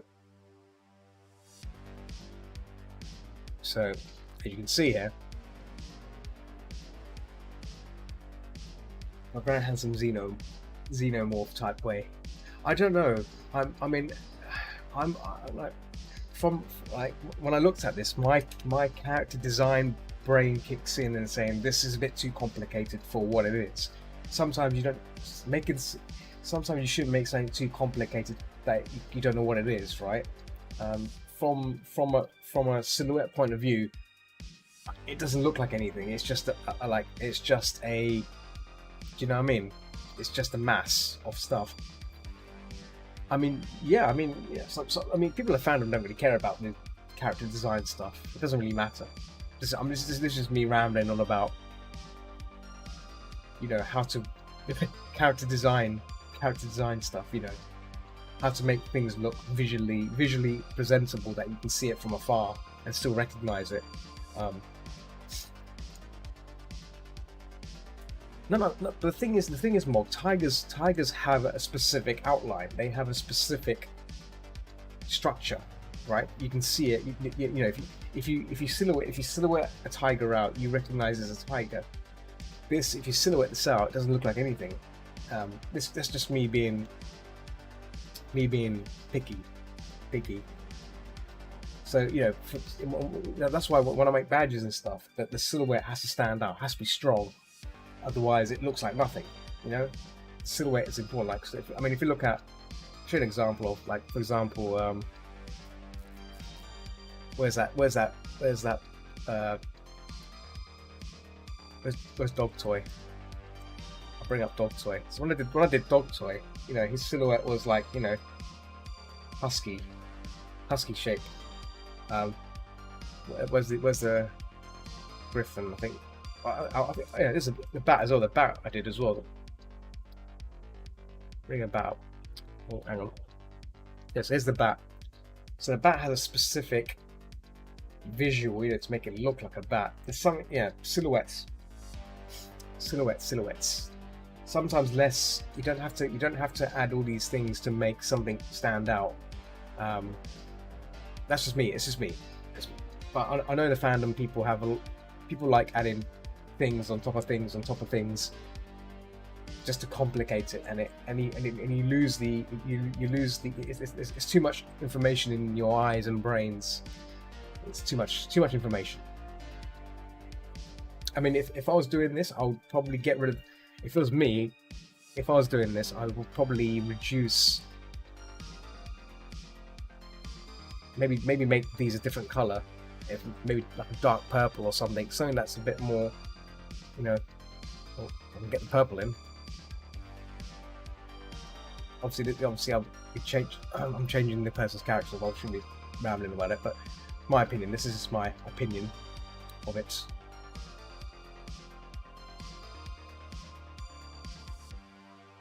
Yeah. Change the colours on that, maybe. These shapes will, I guess, again, we'll have to be a bit more refined to make it look wolf-like, maybe. Again, you know, things like that. I would take it. I'll start, you know, messing around with it, getting the wolf shape in there, right? What's going on? Oh, pen the wrong layer. It's pen the wrong layer there. See? So, like, you start to think about, you know, what makes something look the way it does.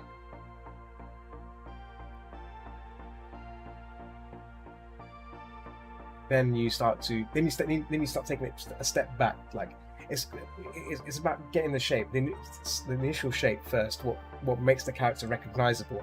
Then you can start messing around with it. But yeah, this is why I've taken this shot, the front shot, because the other shots, I'll show you the other ones. Look at that.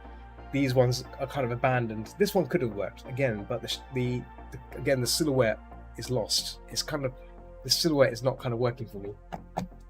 Add glitter, yeah, you can add glitter. So this is the other one. This was the first one. This could have worked, but the problem is on a badge, you can't. You lose this bit here, so you can't see. Yeah, I want to make sure that everything fits on a badge. I can scale it down, but then it just looks tiny. You know, it looks small. See, that's the problem. There's a lot of things going on, so that idea got abandoned. Then this one, I was liking the way it was going, but then I realised that, you know, again, if you silhouette this out, it looks like nothing. It just looks like a blob, big blubbery blob. Yeah, you need verticality. Yeah, exactly. So I mean, this one could have worked, but I may come back to it. I'm not sure. But again, it's, you know, I wasn't feeling it. I mean, like messing around with it. Oh, what's going on there? Oh, 1 second.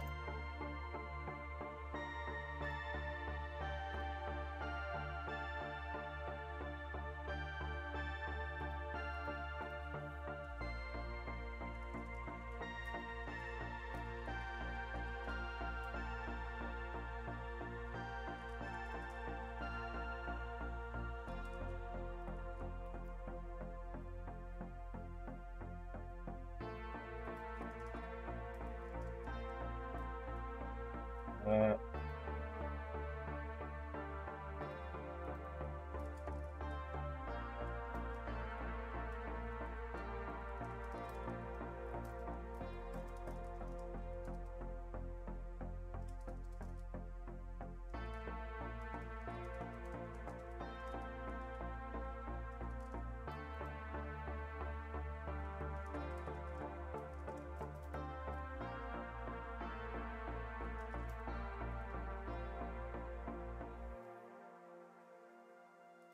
ooh. Sorry, I was just checking something on Telegram there. I was kind of dealing with it. You went quite well. You went quite. I went quite. Oh, sorry, no. I was checking something on Telegram. So as you know, I'm London first staff, so dealing with the situation when I get pinged out of nowhere. Something happens. I have to take my time to read it carefully. It's like, is this okay? I'm like, yeah. So I need to like, my brain just shuts down and think quickly. Like,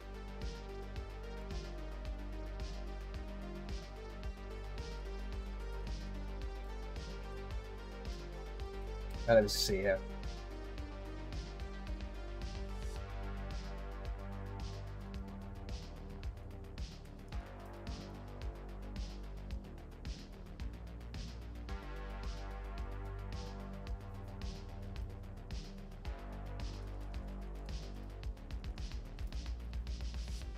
There we go. Sorry about that. Yeah, see, dealing with people in the fandom, it's a job. It's a side job that you have to have a level head to deal with queries, and you know. I was looking through the camera I installed a couple of days ago, and back in the garden, Hella Ghost. Ooh, ghosts. See. I want to start doing ghosts. I want to start looking for ghosts with my camera. So this might sound a bit weird. Has anyone ever done this before? Like, get your smartphone and have it positioned in your room, and then when you're sleeping, just have it recording when you're sleeping, and see if the camera picks up anything floating in your room. Ghosts. Maybe there might be ghosts or specters or something. Specters. Ghosts. You know. Yeah, you can do it. Yeah, you can do it with a smartphone. Yeah, you can do it with a smartphone, Ignis. Yeah, you can do time lapse. Time lapse can work. Or if you've got enough power in your phone, you can just have it. I mean, you want to make sure it's recording like at 720 or less. I mean, you can do 1080 if you want to, but well, it depends on what time you go to, how long you sleep. If you sleep for 6 hours, I guess you can record 6 hours worth of footage, right? It's worth trying, though. It's worth trying. Ignis, are you scared that there might be like a shadow figure just standing over you whilst you're sleeping, whilst you're rolling around on your bed sleeping? There'll be someone standing there looking at you, a shadowy person standing there, watching you, like that, like this.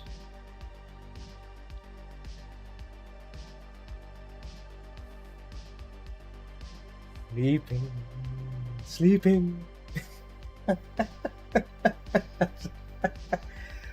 freaking you out. I could with my security cam set up, but I wouldn't want to see the results. So let's see if the rule is when it comes to ghosts, if you start looking for it, they'll if you respond to the ghosts, they'll continue and they'll make it worse, right? So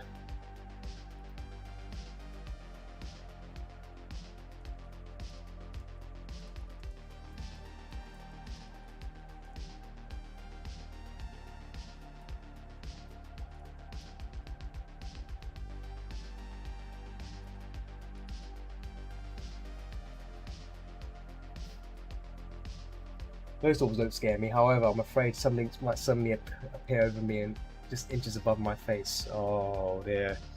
See, this is where you have to be careful with this ghosty stuff. You know, you'll probably get like an EMF reader. You can buy EMF readers from Amazon. Maybe you can get one of those and just have it, you know, go around your house and make some, you know, say, is anyone there? Is anyone there? Give us a sign, and if it goes up, then you better start finding a new place, new boat, move out. You don't want to be hanging around if there's you get a response from that, right? A little surprise tingle.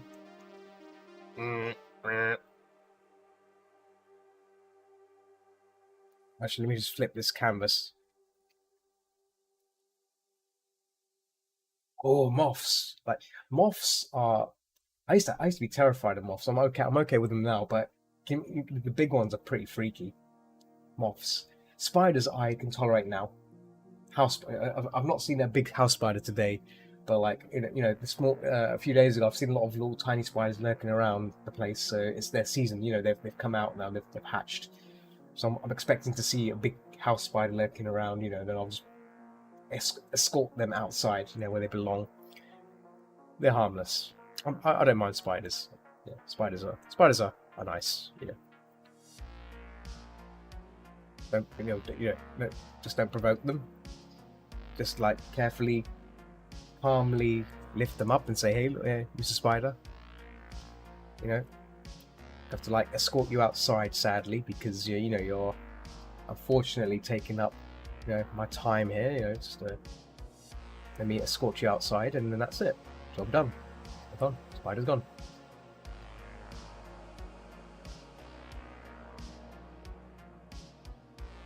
Just trying to make sure I've got equal distance on this thing here, and oh, actually, the marking. Why is that? Where's this thing? What is this? Hang on. What is this? Yeah. Find what that is. Hang on. Wait a minute. What is this? Oh. The background. Okay, right, let me just I'll fix that. Just go whoop. There we go. I'm getting a bit concerned now. I was like, what is that background? Don't move out. I don't necessarily believe that there are malevolent. It's like, oh my god. See, I mean, if I discovered there was a ghost presence in this place I'm living right now, I mean, yeah, you got to be. Yeah, I mean, if it's not malevolent, then I guess that's okay. But if they start moving things around and, you know, just making noises and stuff, that's not good, is it? But I guess that's normal. I've seen a few YouTube videos of people that have who live. There's a guy. I don't know what the channel. I've got the name of the channel. This guy who lives in a house that's haunted. That's actually haunted. It can't. You know, the house. You know, the apartment he lives in the UK. Constantly makes like loud thumping noises and stuff. Really like, it's really terrifying. I don't think I would want to be living in a place where, you know, we're constantly making thud noises and, you know, banging noises and opening doors and stuff on its own middle of the night. It just adds more stress, right? Because you won't get a good night's sleep. You have to keep coming downstairs to find out what the ghost has opened. If it opened a door or something, you have to go and you close it maybe, or it's just one problem after another. It's ghosts, darn ghosts.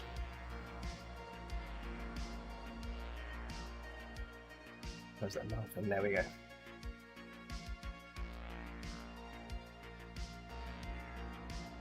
I mean, another thing I used to be fascinated with is UFO sightings. I used to like UFOs. You know, the way they look, the shapes and stuff, they're pretty cool. What if they start doing their own art on your computer? Oh boy, if they start doing their own art, oh, that'll be the day. That means I don't have to do anything, right? They can do my work for me. I just take the money. I'll buy them like a nice little urn or something. They can sleep in. That'd be pretty cool. And my uncle had an old house where it always felt like someone was watching you on the balcony. Oh wow. Spooky. See, I found a channel called Spook. I posted it a few times on my server. It's like top 5 and top 10 kind of spooky things caught on camera. That channel's amazing. I used to love watching that. I think I need to check that channel maybe tonight and see what else is that person's uploaded, because there's some really cool stuff on that. But yeah. Speaking of spooky stuff, I was watching Phantasm over the weekend. So I watched Phantasm 1 and 2 and 3, and then after that I got bored of that and I started watching Hellraiser. So I watched Hellraiser 2. Clive Barker films are just mind-blowingly amazing. They're just, the way it's just spooky as hell. So, and I like it's very Lovecraftian, like, yeah. 1 and 2 I didn't feel like watching 1, so I just jumped straight to 2 because 2 has that kind of it expands the universe. You get to see the other side. The Lord of the Underworld, isn't it? Lord of the Labyrinth, the Leviathan, and the lore behind that is interesting as well. Is the fact that people have not seen it, I don't want to spoil it, but the reason why it looks like that is because our eyes cannot fathom what it's meant to really look like. If I'm correct, it looks like what we want it to look like. That makes sense. I think that was the lore behind it. But it's interesting when you first see it. Go, what the hell is that? What the hell is this thing? But excuse me. Hellraiser. So Hellraiser 3 kind of goes downwards. I remember watching it a long time ago. I don't find it as interesting as 2. 1 and 2 I think are the ones to watch. After that, it's kind of just making fart noise, isn't it? I'll give if it's a fart noise, that means it's not good. It's not good. But shame really. Promise the film, the series itself is great, but I think it's all to do with the writers. I think based on the writers. 4 was good because you got to see where the box came from. Yeah, I remember seeing 4 a long time ago. I vaguely remember. I need to watch it again. I don't really believe in those, but find sleep paralysis even fascinating. People across the history of comic intents report the same thing. Oh, so now we're digging deep here. We're digging deep here with this sleep paralysis. See, have you ever? So this is an interesting thing. I'm sure some of you may have had these kind of dreams before. Have you had a dream where you've seen a shadow person, a shadowy figure? It's not meant to be there. It's just there, standing there. And if you touch it, if you touch it, if it approaches you, you wake up like you just wake up like oh. Has that ever happened? Like there's like a shadowed figure, whether it be a tall person, a short person, it's just a black figure. Apparently that's like a spooky thing that exists in dreams.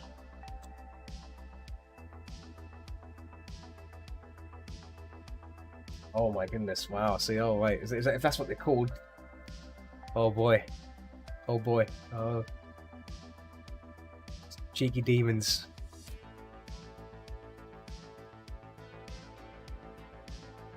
Oh, cheeky demons! Put underneath. There we go. Not really. I have dreams at the end of the world. Sometimes they don't scare me. Here's another kind of dream. Have you experienced a dream where you're sleeping, right? And then, like, if you're either at the edge of a building or a step, and when you put your foot when you like put your foot off the step, like to go down, you wake up as if you've fallen, as if you're about to fall. That's happened to me a few times when I'm sleeping, and I'm like, I'm about to go down the step or step off something, and I wake up as you're stepping up. So you feel like the gravity pulling you down, and you go, it's like a really for a short second you get like a short drop.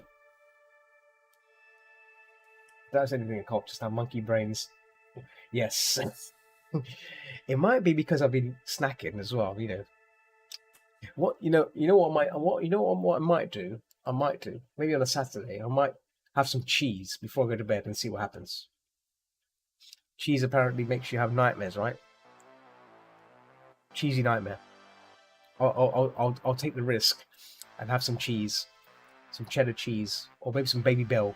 Get some Baby Bell, eat a few Baby Bells, and then see what happens. See if Mr. Ghost, Mr. Spooky visits my dreams and cheese monster. Maybe get chased by a cheese monster, or an unhappy cheese monster.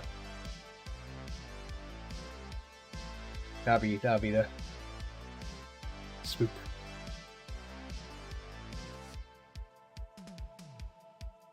Yeah, let's look at the eyes. I was trying to fix these eyes there. Oh, a bit more contrast on the eyelids on this side. Yeah, this side. Fortunately, have a name for sleep paralysis demon. Apparently, it comes if you eat too much and fall asleep on your back. Oh. Well, I sleep on my back. I'm sure we all sleep on our backs, right? Unless you sleep on your belly. Do you sleep on your belly? Does anyone sleep on their bellies after eating?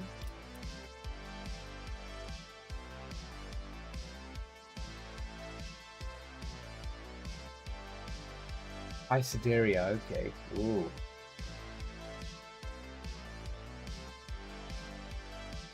A friend of mine, Fanuk, he's told me that he'd actually experienced ghostly presences in his house, like figures, like they're like shadowed figures that standing in their living room and stuff. It's really spooky. I sleep on my side or curled up in a ball. Ah, okay. So you're saying, I like to sleep on my back. I just sleep. I just somehow fall asleep. But yeah, I've at times I've slept on my back, and that when I've slept on my back, that's when I have that kind of gravity awakened thing. When I'm stepping off a step, I wake up like really. It's a rather spooky getting off a step kind of thing. Can't explain it, but it just felt surreal. It's like, oh.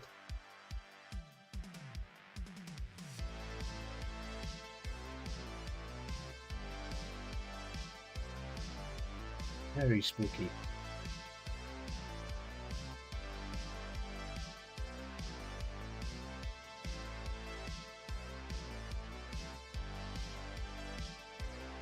Yeah, I like this. I like this conversation. This conversation is really good. This ghostly stuff. This is the kind of conversation I get involved with Fnook about. I used to get involved with Fnook about when he was on VR chat. We would like go to a spooky world together, like. It's a world which has like thunderstorms and stuff, and it's got like a little underground. It's got like a little pillow fort, a nice little tiny pillow fort, and we go under the pillow fort and just talk about spooky moments like this. So it makes, and obviously because it's like thunder and stuff outside and wailing winds just makes it more spooky. Like ooh, spooky. A lot of magnetic fields that a strong field can freak out human brain. They did a few experiments where they did subject people to magnetic fields in a small room when they tried to go to sleep. Most screamed trying to oh my god. Oh, okay, well that's good to know. If there's people that are sleeping in a room, if there's a group of people sleeping in a room, we set up some magnetic fields and just watch from the camera and see what happens. That'd be great. Many years ago, I had a dream where I was going over mad hills off an off-road buggy, and there was a green grass, shining cities, and background was only booming voices. This is a kingdom of God. Like you just the buggy crashed and killed me, waking up the brief blackness. Oh my god! Oh wow! Well, it looks like God doesn't like you driving a buggy in His kingdom, Mikev. That's what happened. That's what's happened there. You kind of like helped yourself by riding in the Lord's green area. You're my special patch. I know that's what I was looking for. Yeah.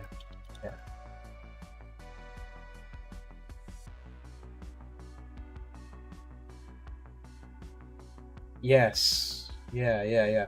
That is true. Like, see, like, it's, a lot of people say when people say they have experienced like supernatural stuff, like some people just don't believe them. I think if you, I like to keep an open mind about these things, you know, when like, because I think there's probably higher forces out there which we don't really know or want to know, but they exist, and they exist for, you know. I, I guess you know what film this is, I mean this got nothing to do with what we're talking about right now, but um,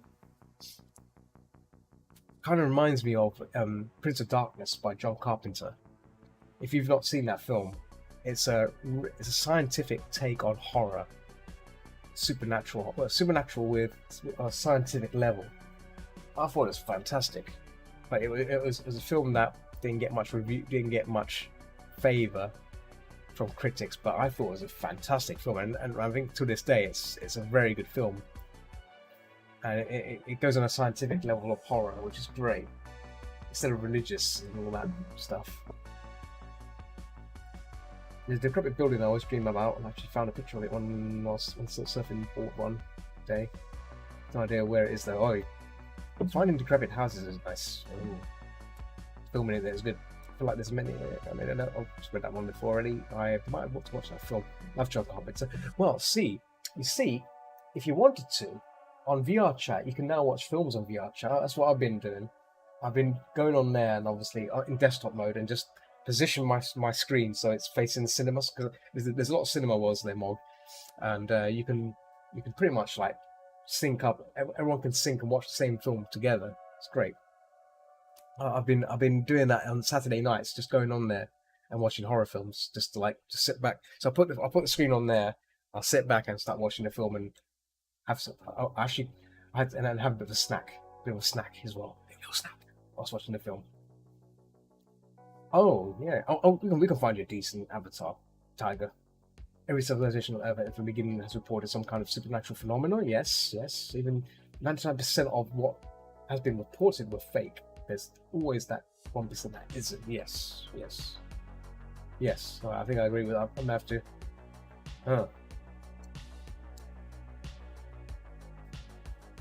I mean, that's why you know some of the stuff that people post online, you know, on YouTube and stuff like on camera, things caught on camera, stills and stuff. You know, it's down to you to decide whether it's real or fake, you know, whatever. But John Carpenter's Apocalypse trilogy is great. Yes, it is. Yeah, The Mouth of Madness, The Thing. Well, sorry, The Thing, The Thing, Prince of Darkness, and then The Mouth of Madness.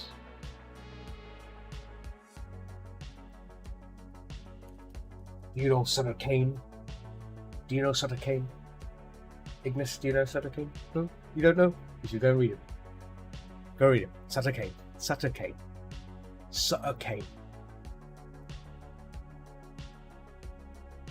You read Sutter Kane?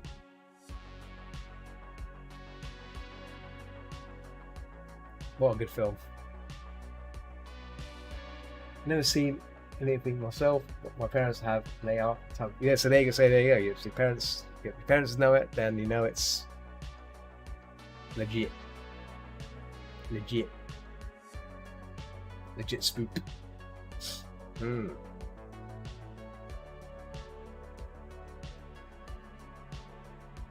I mean, if in person, if I ever saw a ghost, I would just run for it. I think I'd because it's something that, you know, some things are never, you know, we're not ready for, right? And I think that's why a lot of people just freak out and run away, right? If you saw a ghost, what would you do? If you saw a supernatural, if you saw a figure or something in front of you, would you run away? Would you stand there, or what would you do? Would you just, you know, what would you do? That's the thing. So I don't think the domain of man is ready for these kind of things.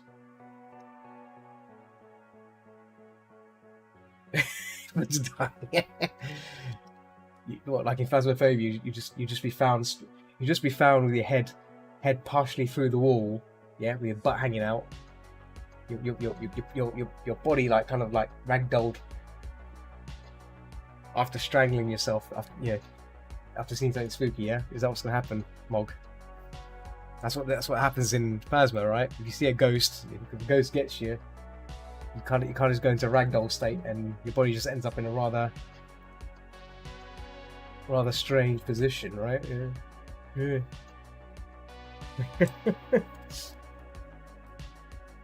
Once and it goes, give us a kiss.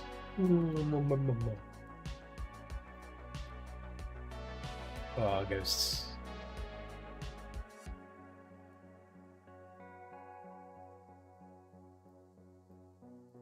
Here's another question. Has anyone ever? I don't know if Ignis has probably ever done this. Probably haven't.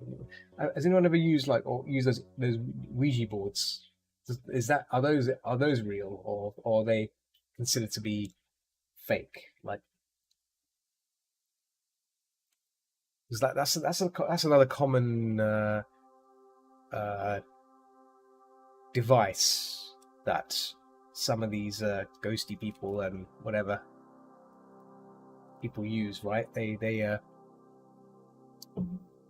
tap into, they use those things to apparently communicate with the other side, if that is the case, or if that's just another kind of.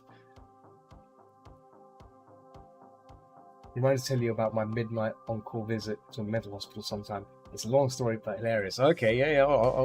Well, if I should be about this on Friday evening. If you're about on Friday evening on Discord, we can have it. I'll be down for that. Oh, thank you, Treasure. Thank you, Treasure.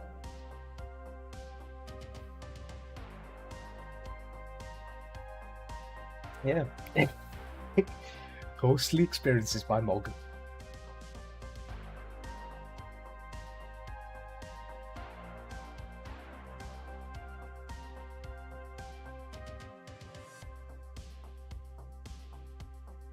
I tell you what another spooky film is. I found this spooky as well. It's called The Entity.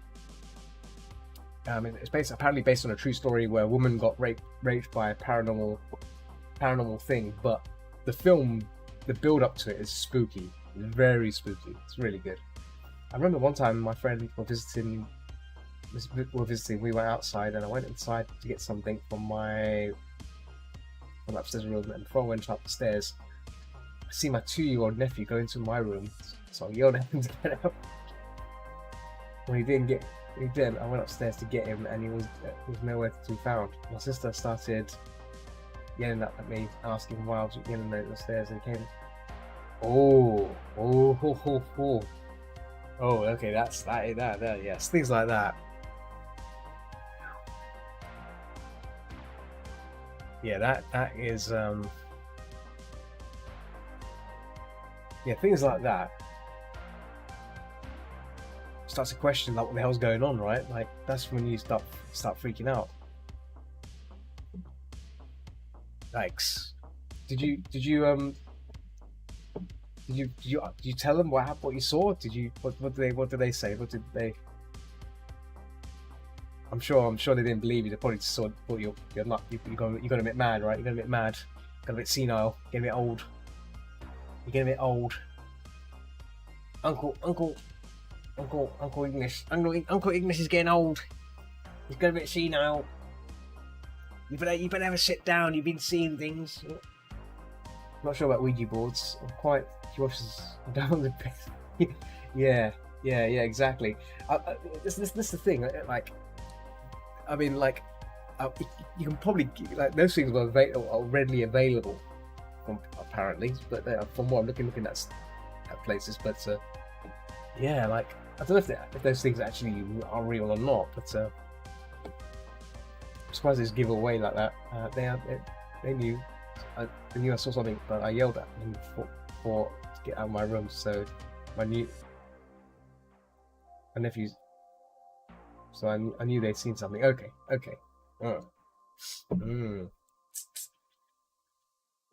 Ghostly ghosts. Unexplained. See, you know what? You guys are making me want to rewatch Unexplained Stories.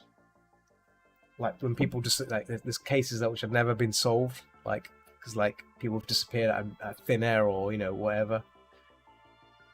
things like that are really, really, really spoopy, right?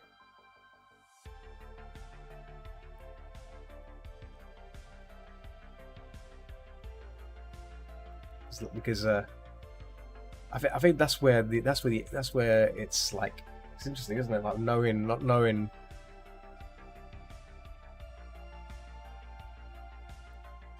the evidence behind it. It's just all you're told is what's happened, and that's it. That's it. They're gone. The first Paranormal Activity was good. Yes, it was, because I think the first Paranormal Activity was like a lightning in a bottle kind of effect, semi lightning in the bottle, because obviously it's a popular film, but it's not. Obviously, it's okay, but it has a slow build up, and it doesn't really tell you much what's going on, and I think that's the beauty of the first movie, right? The lore of it, you don't need to know much about the lore, other than there's something happening, and it's there for a reason, and that's it. There's nothing more to talk about. Then as the sequels went on, it started to get a bit silly. It started to bring in lore, which we don't really want to know about. I mean, it's fine to bring in lore, but then it makes it too obvious. I think sometimes leaving things ambiguous is much better than not saying anything at all, right? So I think that's what made the other films slightly a bit bland. I mean, the last one I watched was they're in like some sort of Amish house. It wasn't scary. It wasn't scary. It was just bland. I think it was the Paul Cleaner robot. Yeah, that Paul Cleaner robot was the culprit. It was what was spooking everything around, scaring things.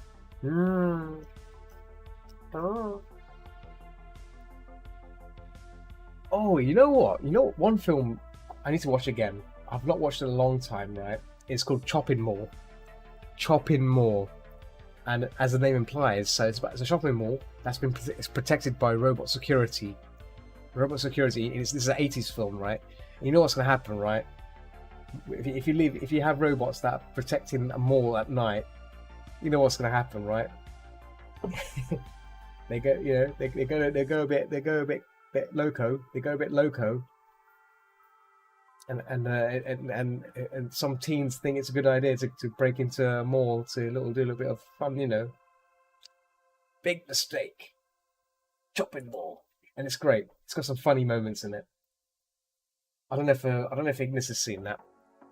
I know he'd like that. I know he's a video movie little buff there.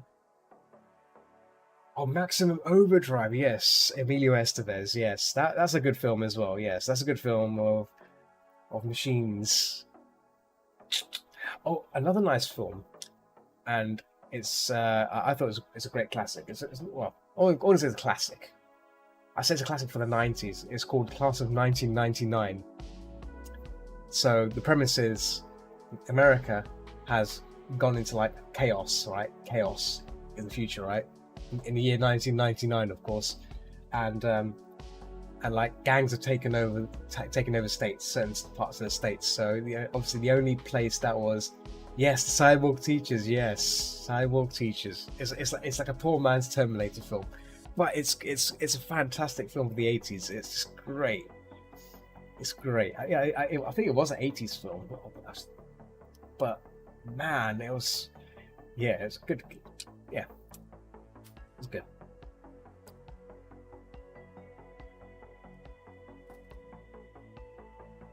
And it has a nice score by Midge, which I do like.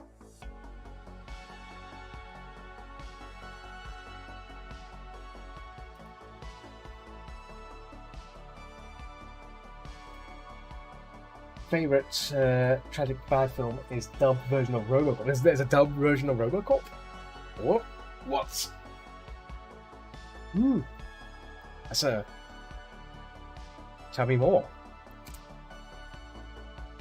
Tell me more of this dubbed RoboCop.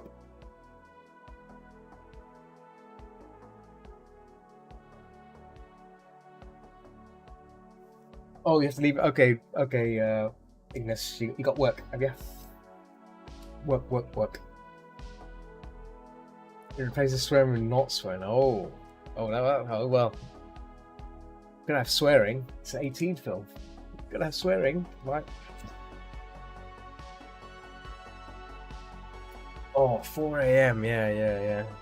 Well, it was fun of you to join on the session, Ignis. You know, you have a good rest and yeah, take it easy. Yes, thank you. Yes, we'll catch up again at some point, probably in the weekend or.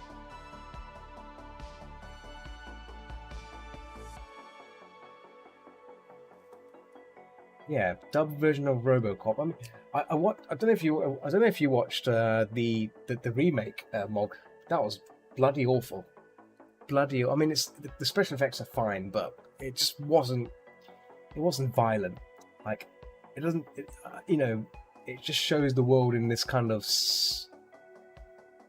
typical movie Hollywood sense of violence. You know, Hollywood sense of what the world is like when it's not, right? You know, the world is. I think Peter. I think the director's name is Peter Van something. Van Hooven. Peter Van Hooven. I can't. Is it Peter? Paul Van Hooven. Paul. Hang on. I'll just type in RoboCop. Here we go. I need to get his name right. Paul Verhoeven. Paul Verhoeven. So there you go. Paul Verhoeven. His movies show a reality that's dark and messed up, and that's the kind of stuff we like to watch, right? So if you look at Starship Troopers, that's the same kind of society. It shows you the society that the future's ended up. Even Total Recall is another kind of a good example as well. It's a really ruined society. Everything's controlled by the government, right? The government's like owns your ass. Like that's pretty much it.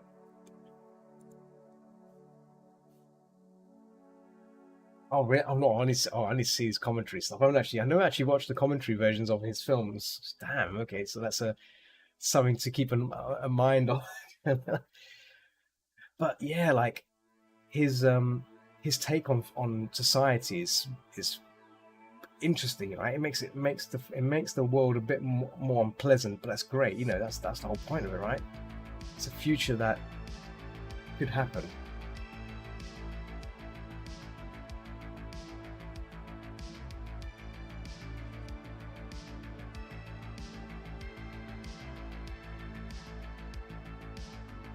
Yeah. Oh yeah. Oh yeah. That's definitely. Yeah. Yeah. Definitely.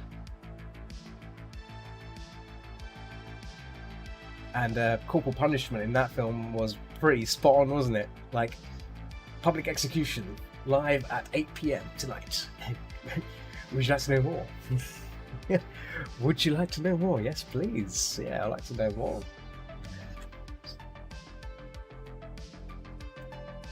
What's the other one? I think who directed Total Recall? I think Total Recall. Not Total Recall. Sorry, the Running Man. The Running Man was kind of a.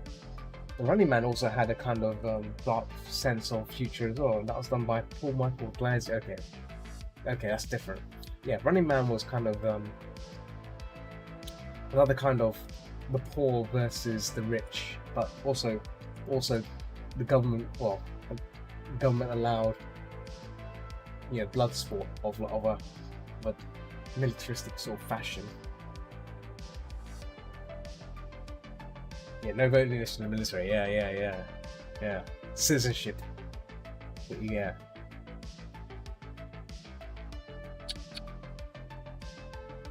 Yes.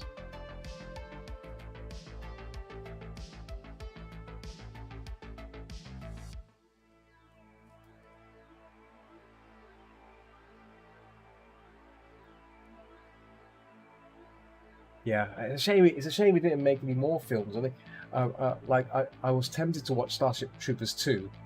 I didn't because it was so cheesy. I don't want to spoil it for you, but like the first 10 minutes just put me off. It's terrible.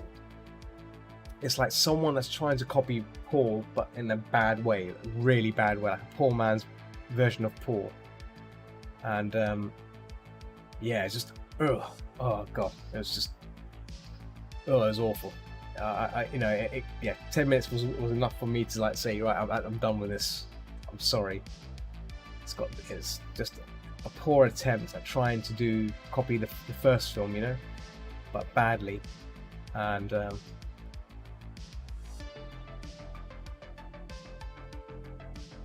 yeah.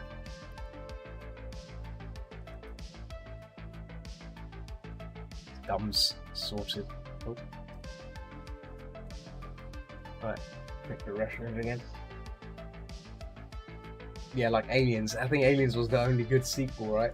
But then they screwed up. Have you watched the behind the scenes of Alien 3? I find it a guilty pleasure to watch sometimes, because it shows the madness that went into that film, the making of it, because they went through so many ideas, and then obviously have the interview with Michael Biehn, who played Hicks, and how angry he was when he found out that he was not in the film because he got killed off, but worst of all was that his likeness was used without his permission, and he asked to and he got paid. He got paid the same amount as Aliens just for that shot. Alien 3, I don't mind Alien 3, but the director's cut. Oh, actually, no. I thought the director's cut was pretty good. It adds more character, and it comes out of the alien comes out of the ox. The problem was the alien was a bit messed up. It's a bit confusing where it was going with that, but the character building was great. I like the characters. You get to learn more about them in the director's cut than the original theatrical one. The theatrical one was pretty limited, right? There's not much. Everything just kind of jumps from A to B, B to C, and then there you are. There you have it. I think more could have been done. I think more could have been added to the film to make it more interesting, but more terrifying. But yeah, I think what makes the film good. What makes the film good is the fact that most of the cast are English, they're British actors, right? British actors know how to perform. They know how to make gritty drama, and most of the actors in there were we've seen them in other TV drama or comedies. So those people can perform. I think that's what I enjoyed, and I think adding a few of the other characters like Dylan. Dylan was the head of the cult. His character's pretty strong, yeah. Cockney Criminals are the best, yeah. Oh, yeah. I think that's what holds up. I think that's one of the reasons why I like watching it, because of the performance of the British actors is just great. I can enjoy watching that, and it's wonderful. But yeah.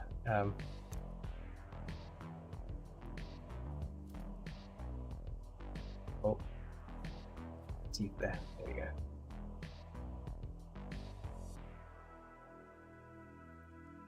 Yeah, I'd recommend the director's cut, the behind the scenes of Alien 3. I think it's on YouTube as well, but yeah, I found it interesting, and it shows the first writer gets interviewed, and then he says he gets sacked, got fired from doing the role. Oh, wow. Are you going to bed? Oh man, you need. But when was your aircon? Do you not have it? I thought you had an aircon. No. If you need to, if you got to go, you got to go, Mog. But thanks for joining me. It's been a fun sesh. Aircon's in the bedroom, of course. Yes. Do it. I just realised that I've got about 6 minutes of stream time left, so obviously I'll be coming off soon, anyways, myself. But yeah, thanks for joining me. Yeah. Anyway, to sleep. I hear ya.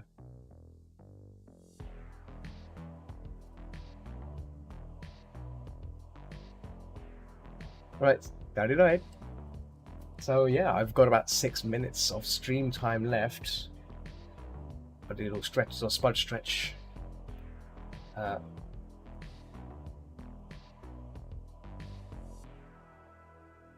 is fine. Smudge stretch. I'm gonna move this to the side. There we go.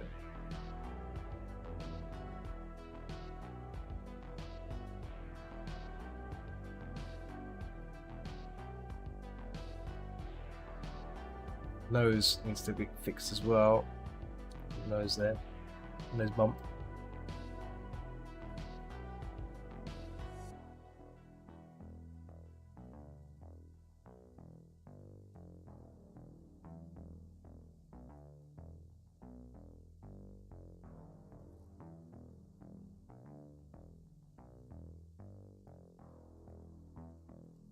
Yeah.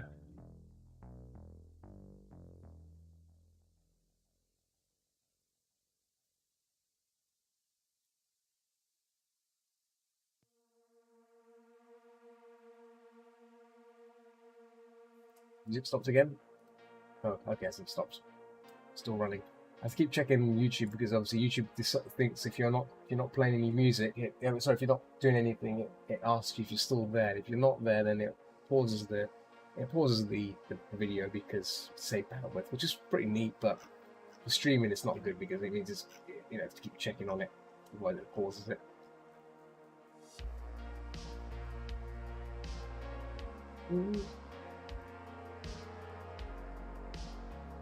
The old down here. Yeah, so if you're still tuned in, I was going to say thank you for hanging out with me thus far. You guys have been really cool as always.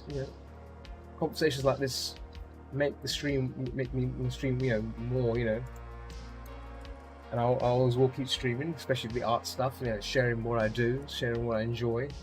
Yeah, it's great. It's great. I like this. I'll try and do more. In fact, as time goes on, I may start taking commissions on stream. Maybe do sketches and paints, quick paints. That'd be pretty cool. Maybe if you're wanting something painted, I can quickly paint it on stream for a little tipple. Tipless tips. Sweet tips. Not sure where I'm going with his wordings, but I'm making them up. Tips. Tipless. Lovely tips. Yeah.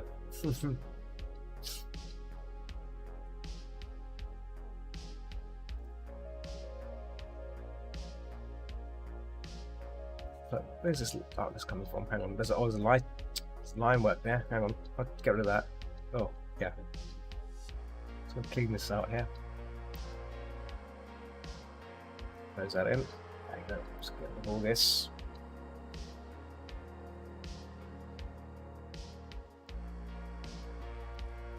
Yeah. I'm gonna make this even more red, dark red. There we go.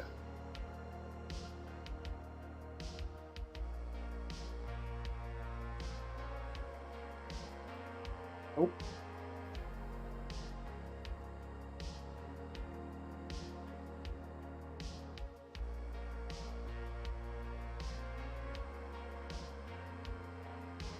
Yep.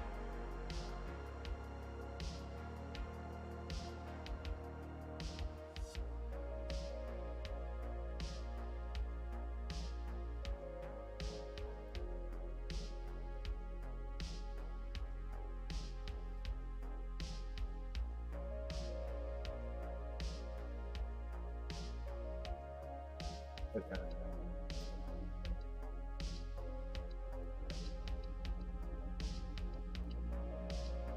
So, oh, easy. Yeah, I think this draft, is pretty much ready. I think so. Additional lighting and stuff, I'll do whenever, really. But the whole point of this painting, this draft is just to get it done, so it looks okay. So I can show the customer, give them a quote. I think charging wise, I probably won't charge them for the complexity. I mean, this is again not complex. It's just for me. I mean, the only thing I was arguing is the character's complicated, but it wasn't complicated as in complicated to paint. well, I think complicated for my likeness would be doing like 100 tentacles or something like that on a character. Right, 100 tentacles would be asking me to do 100 tentacles. Yeah, no thanks. Definitely would be charging more for that. So, or probably would say no. I won't be doing 100 tentacles. So if you've got a character that's got 100 tentacles and you're gonna ask me to paint it, I will probably say no. Don't even. No sir, no sir. Nope. As much as I probably will say the character's lovely, but I'll say no. I'll say no to that. Big fat no.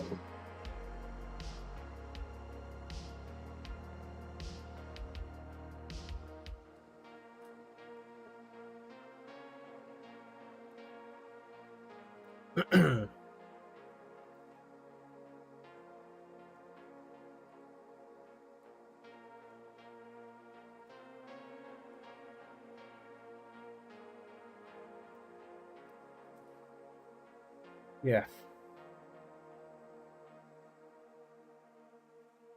I think that this bit here, this muzzle part, is a bit too wash it back. Here we go. There we go.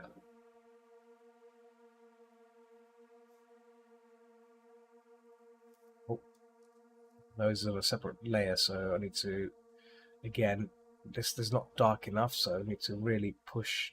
There we go.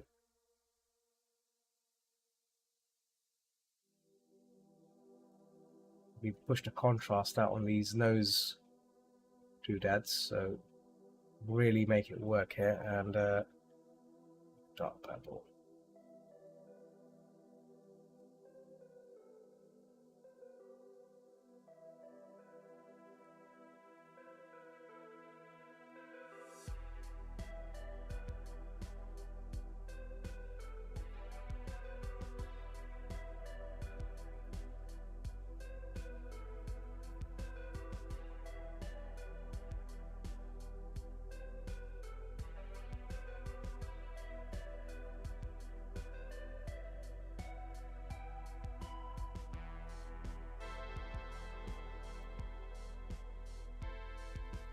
Yeah, I need to work on this nose a bit on when I'm refining it, but I think for now I think I'll probably get away with it. And we're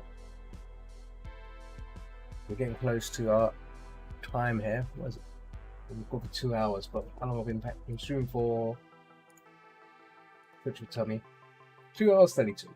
Yeah, 2 hours 32. So should probably start to wrap things up. I'm going to jump back on Discord. If you want to hang out with me on there, you know where to find me. We'll be hanging on there for a bit. You know, always welcome the company if you want to join me on there.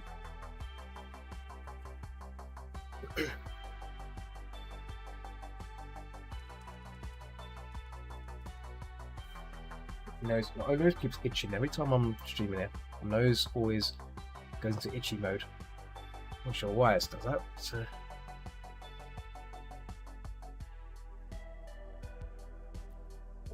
shadow there. There we go. That's a bit more.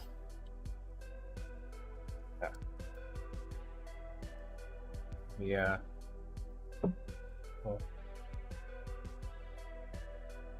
Oh, where is that? Oh, it's line work. There's still line work there. I think it's coming from this, isn't it? Yeah.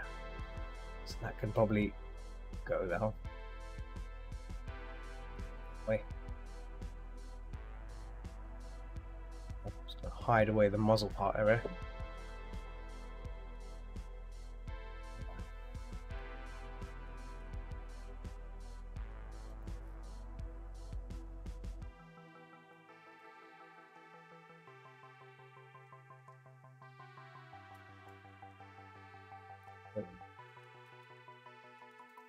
So let's get the muzzle again, the muzzle arch there. Room's getting feels a bit warmer again. It's not good. It's been the heat is down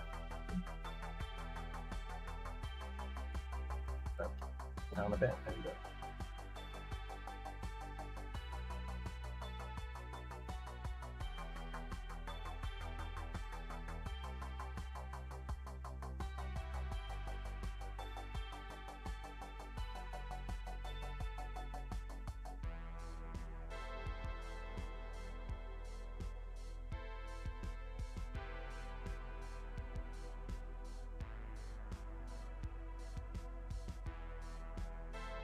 Oh.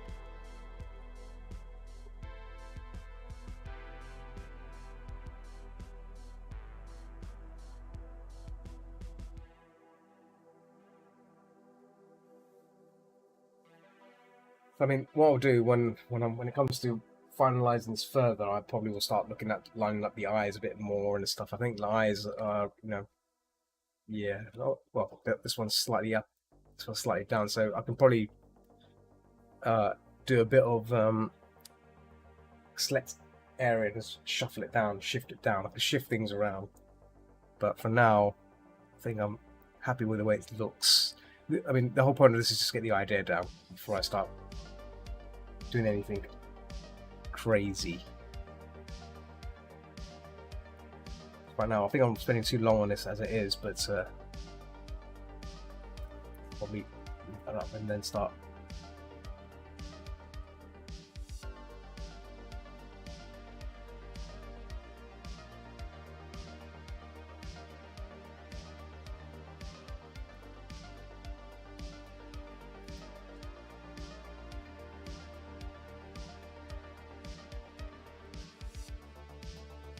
Whoa. Yeah.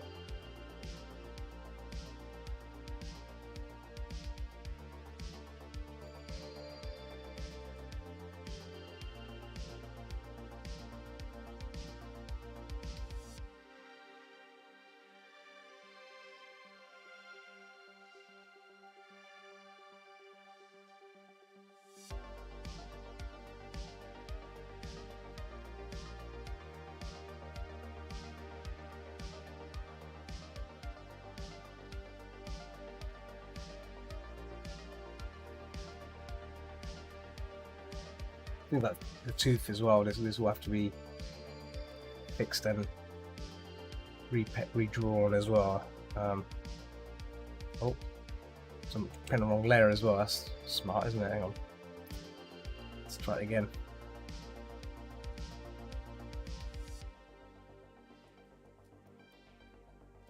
It was me thinking, oh, I'm like on the right track here. Let's try this again. On the right layer.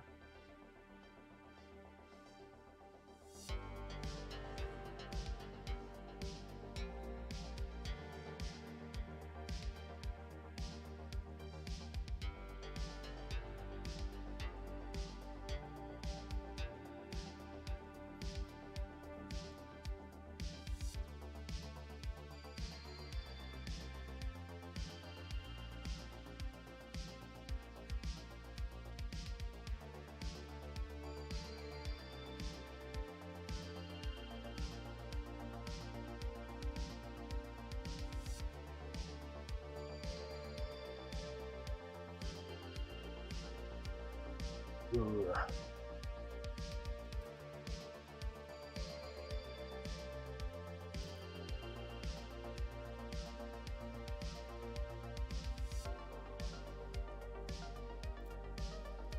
I'm very tempted to bring the jaw in, but we'll see.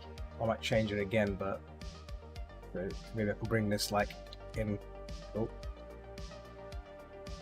No, well, yeah, give it right. Oh, move it right in.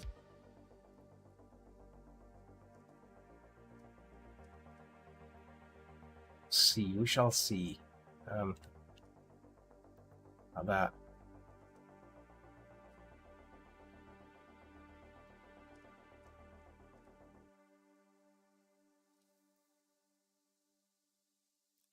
Gums are a bit protruding out. We can probably bring them in. There's probably like a little area here, bring it in like that. Oh. Yeah.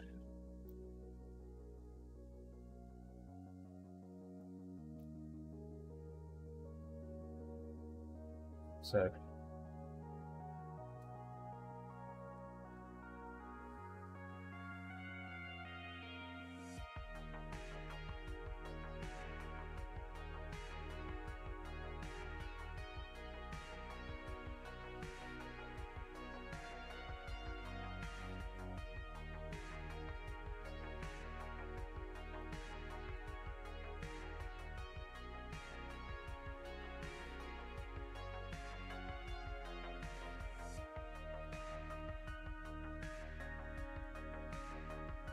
So.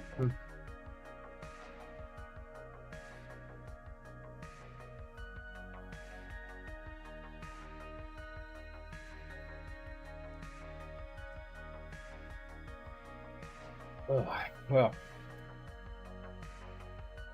I guess we made some good progress there. Oh, want to resume the recording? There we go.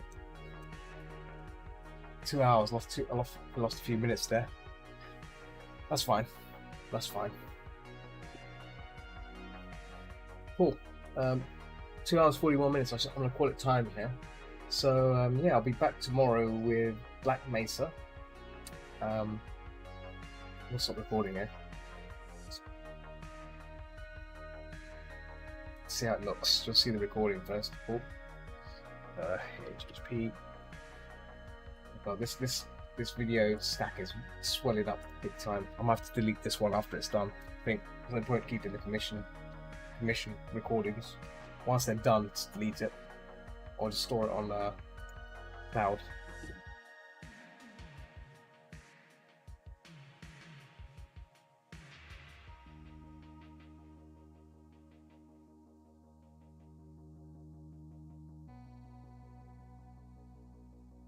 Yeah.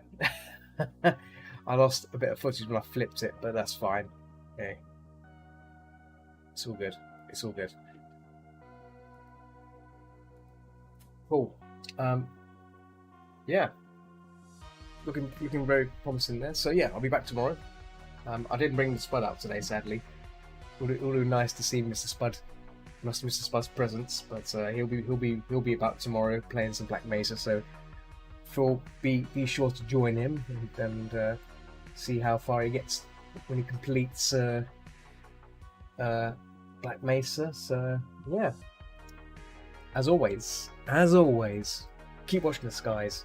Keep watching the skies. And I'll see you people tomorrow for Black Mesa with Mr. Spud. So yeah, thanks for hanging out with me guys. I'm gonna jump back on Discord and I'll see you guys soon. So take it easy. Have a lovely day wherever you are, and see you later. Bye.